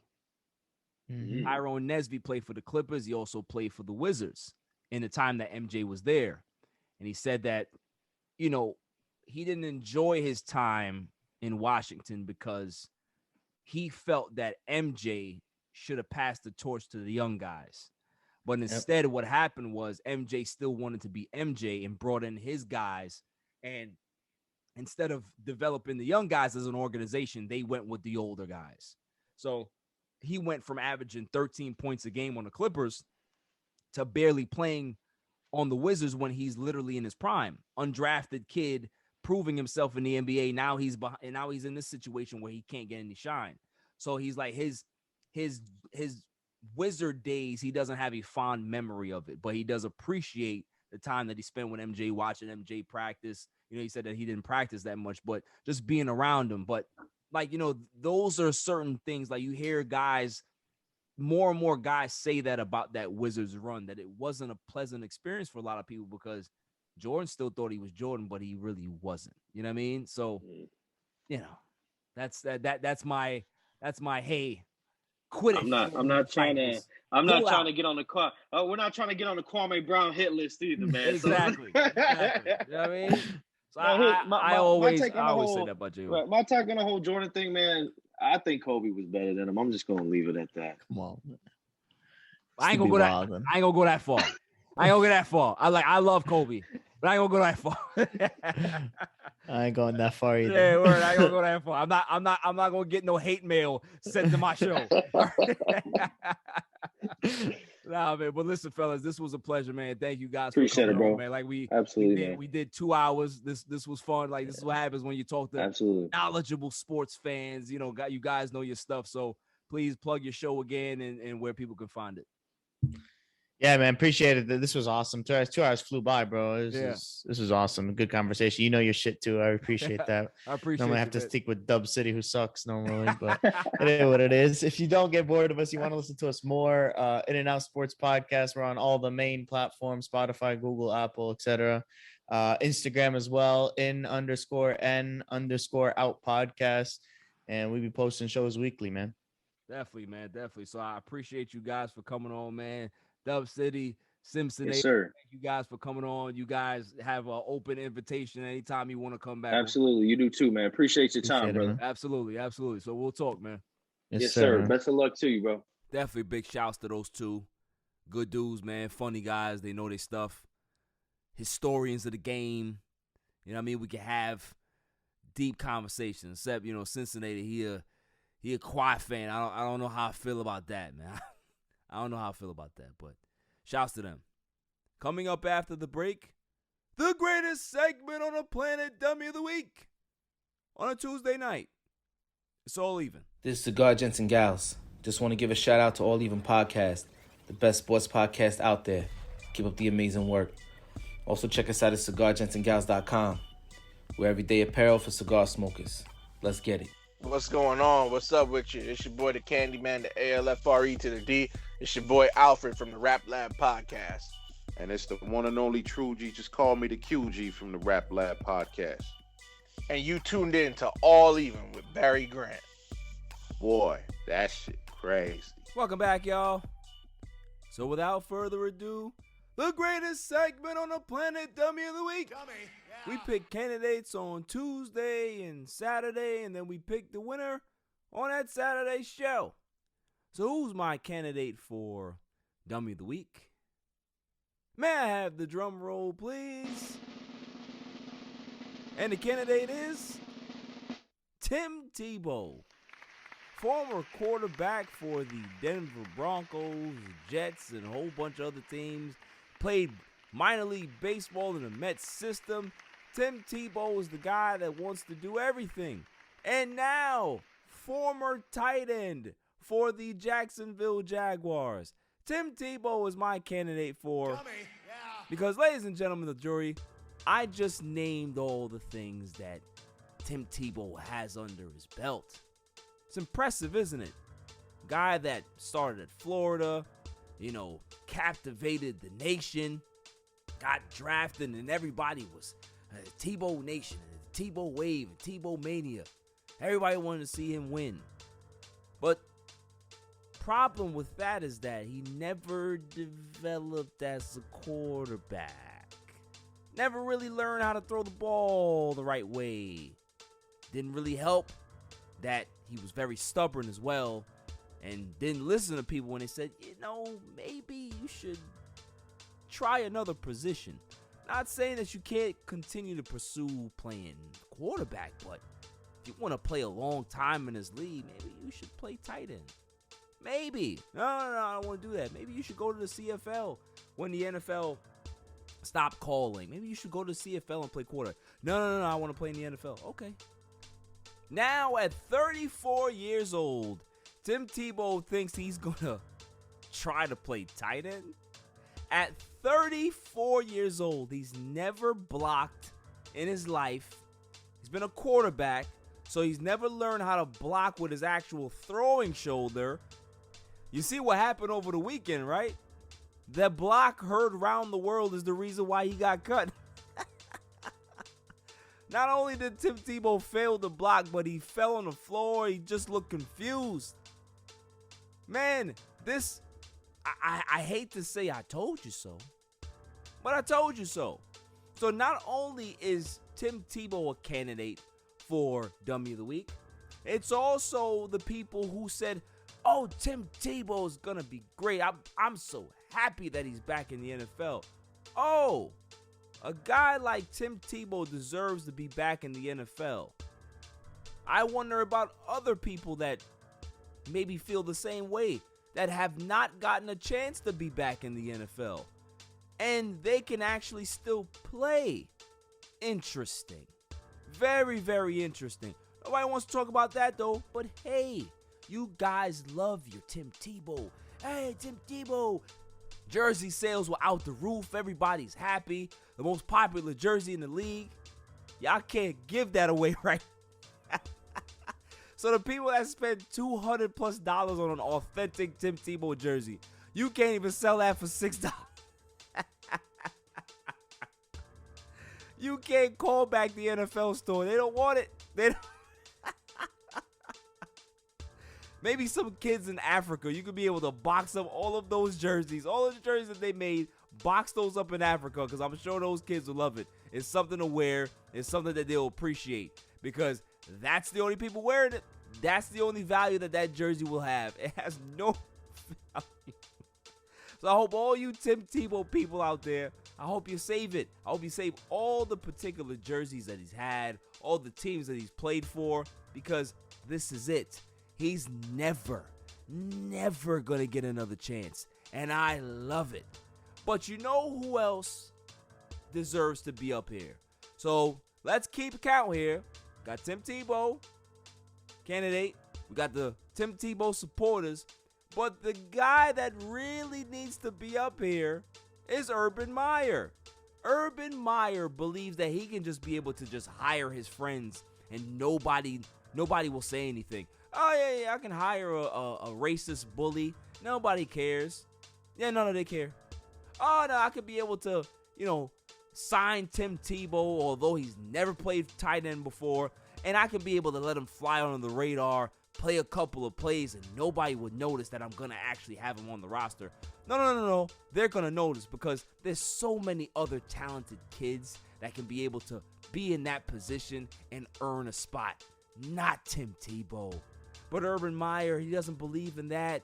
He believes in nepotism. It's all about nepotism to him. So I wonder when the Jacksonville Jaguars stink, years from now, when they still stink, I hope that those friends that he gave jobs to are going to look out for him the way he looks out for them. I can't wait. Because like I've said, when things go wrong in Urban Meyer's life, all of a sudden there's a health issue. There's a health concern. Oh, Elizabeth, it's the big one.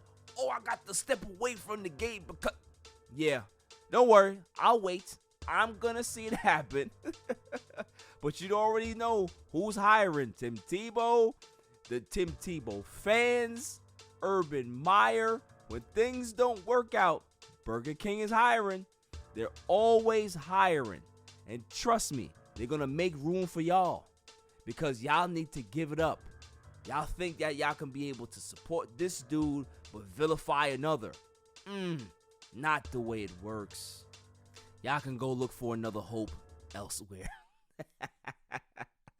So Tim Tebow supporters and Urban Meyer, The only football that you guys should be associated with is fantasy. And you're probably still losing that too. But you're possibly winners for Dummy of the Week. That's all for this show. I'll see you guys on Saturday for episode 100. It's going to be great. Until then, stay safe, stay cool. Peace. You can catch me on Instagram and Twitter at 𝐿EvenPodcast. Listen to the show on Podbeam, Amazon Music, Spotify, and wherever you find your podcasts available. And check out my YouTube channel, All Even Podcast. And don't forget to like, share, and hit that subscribe button.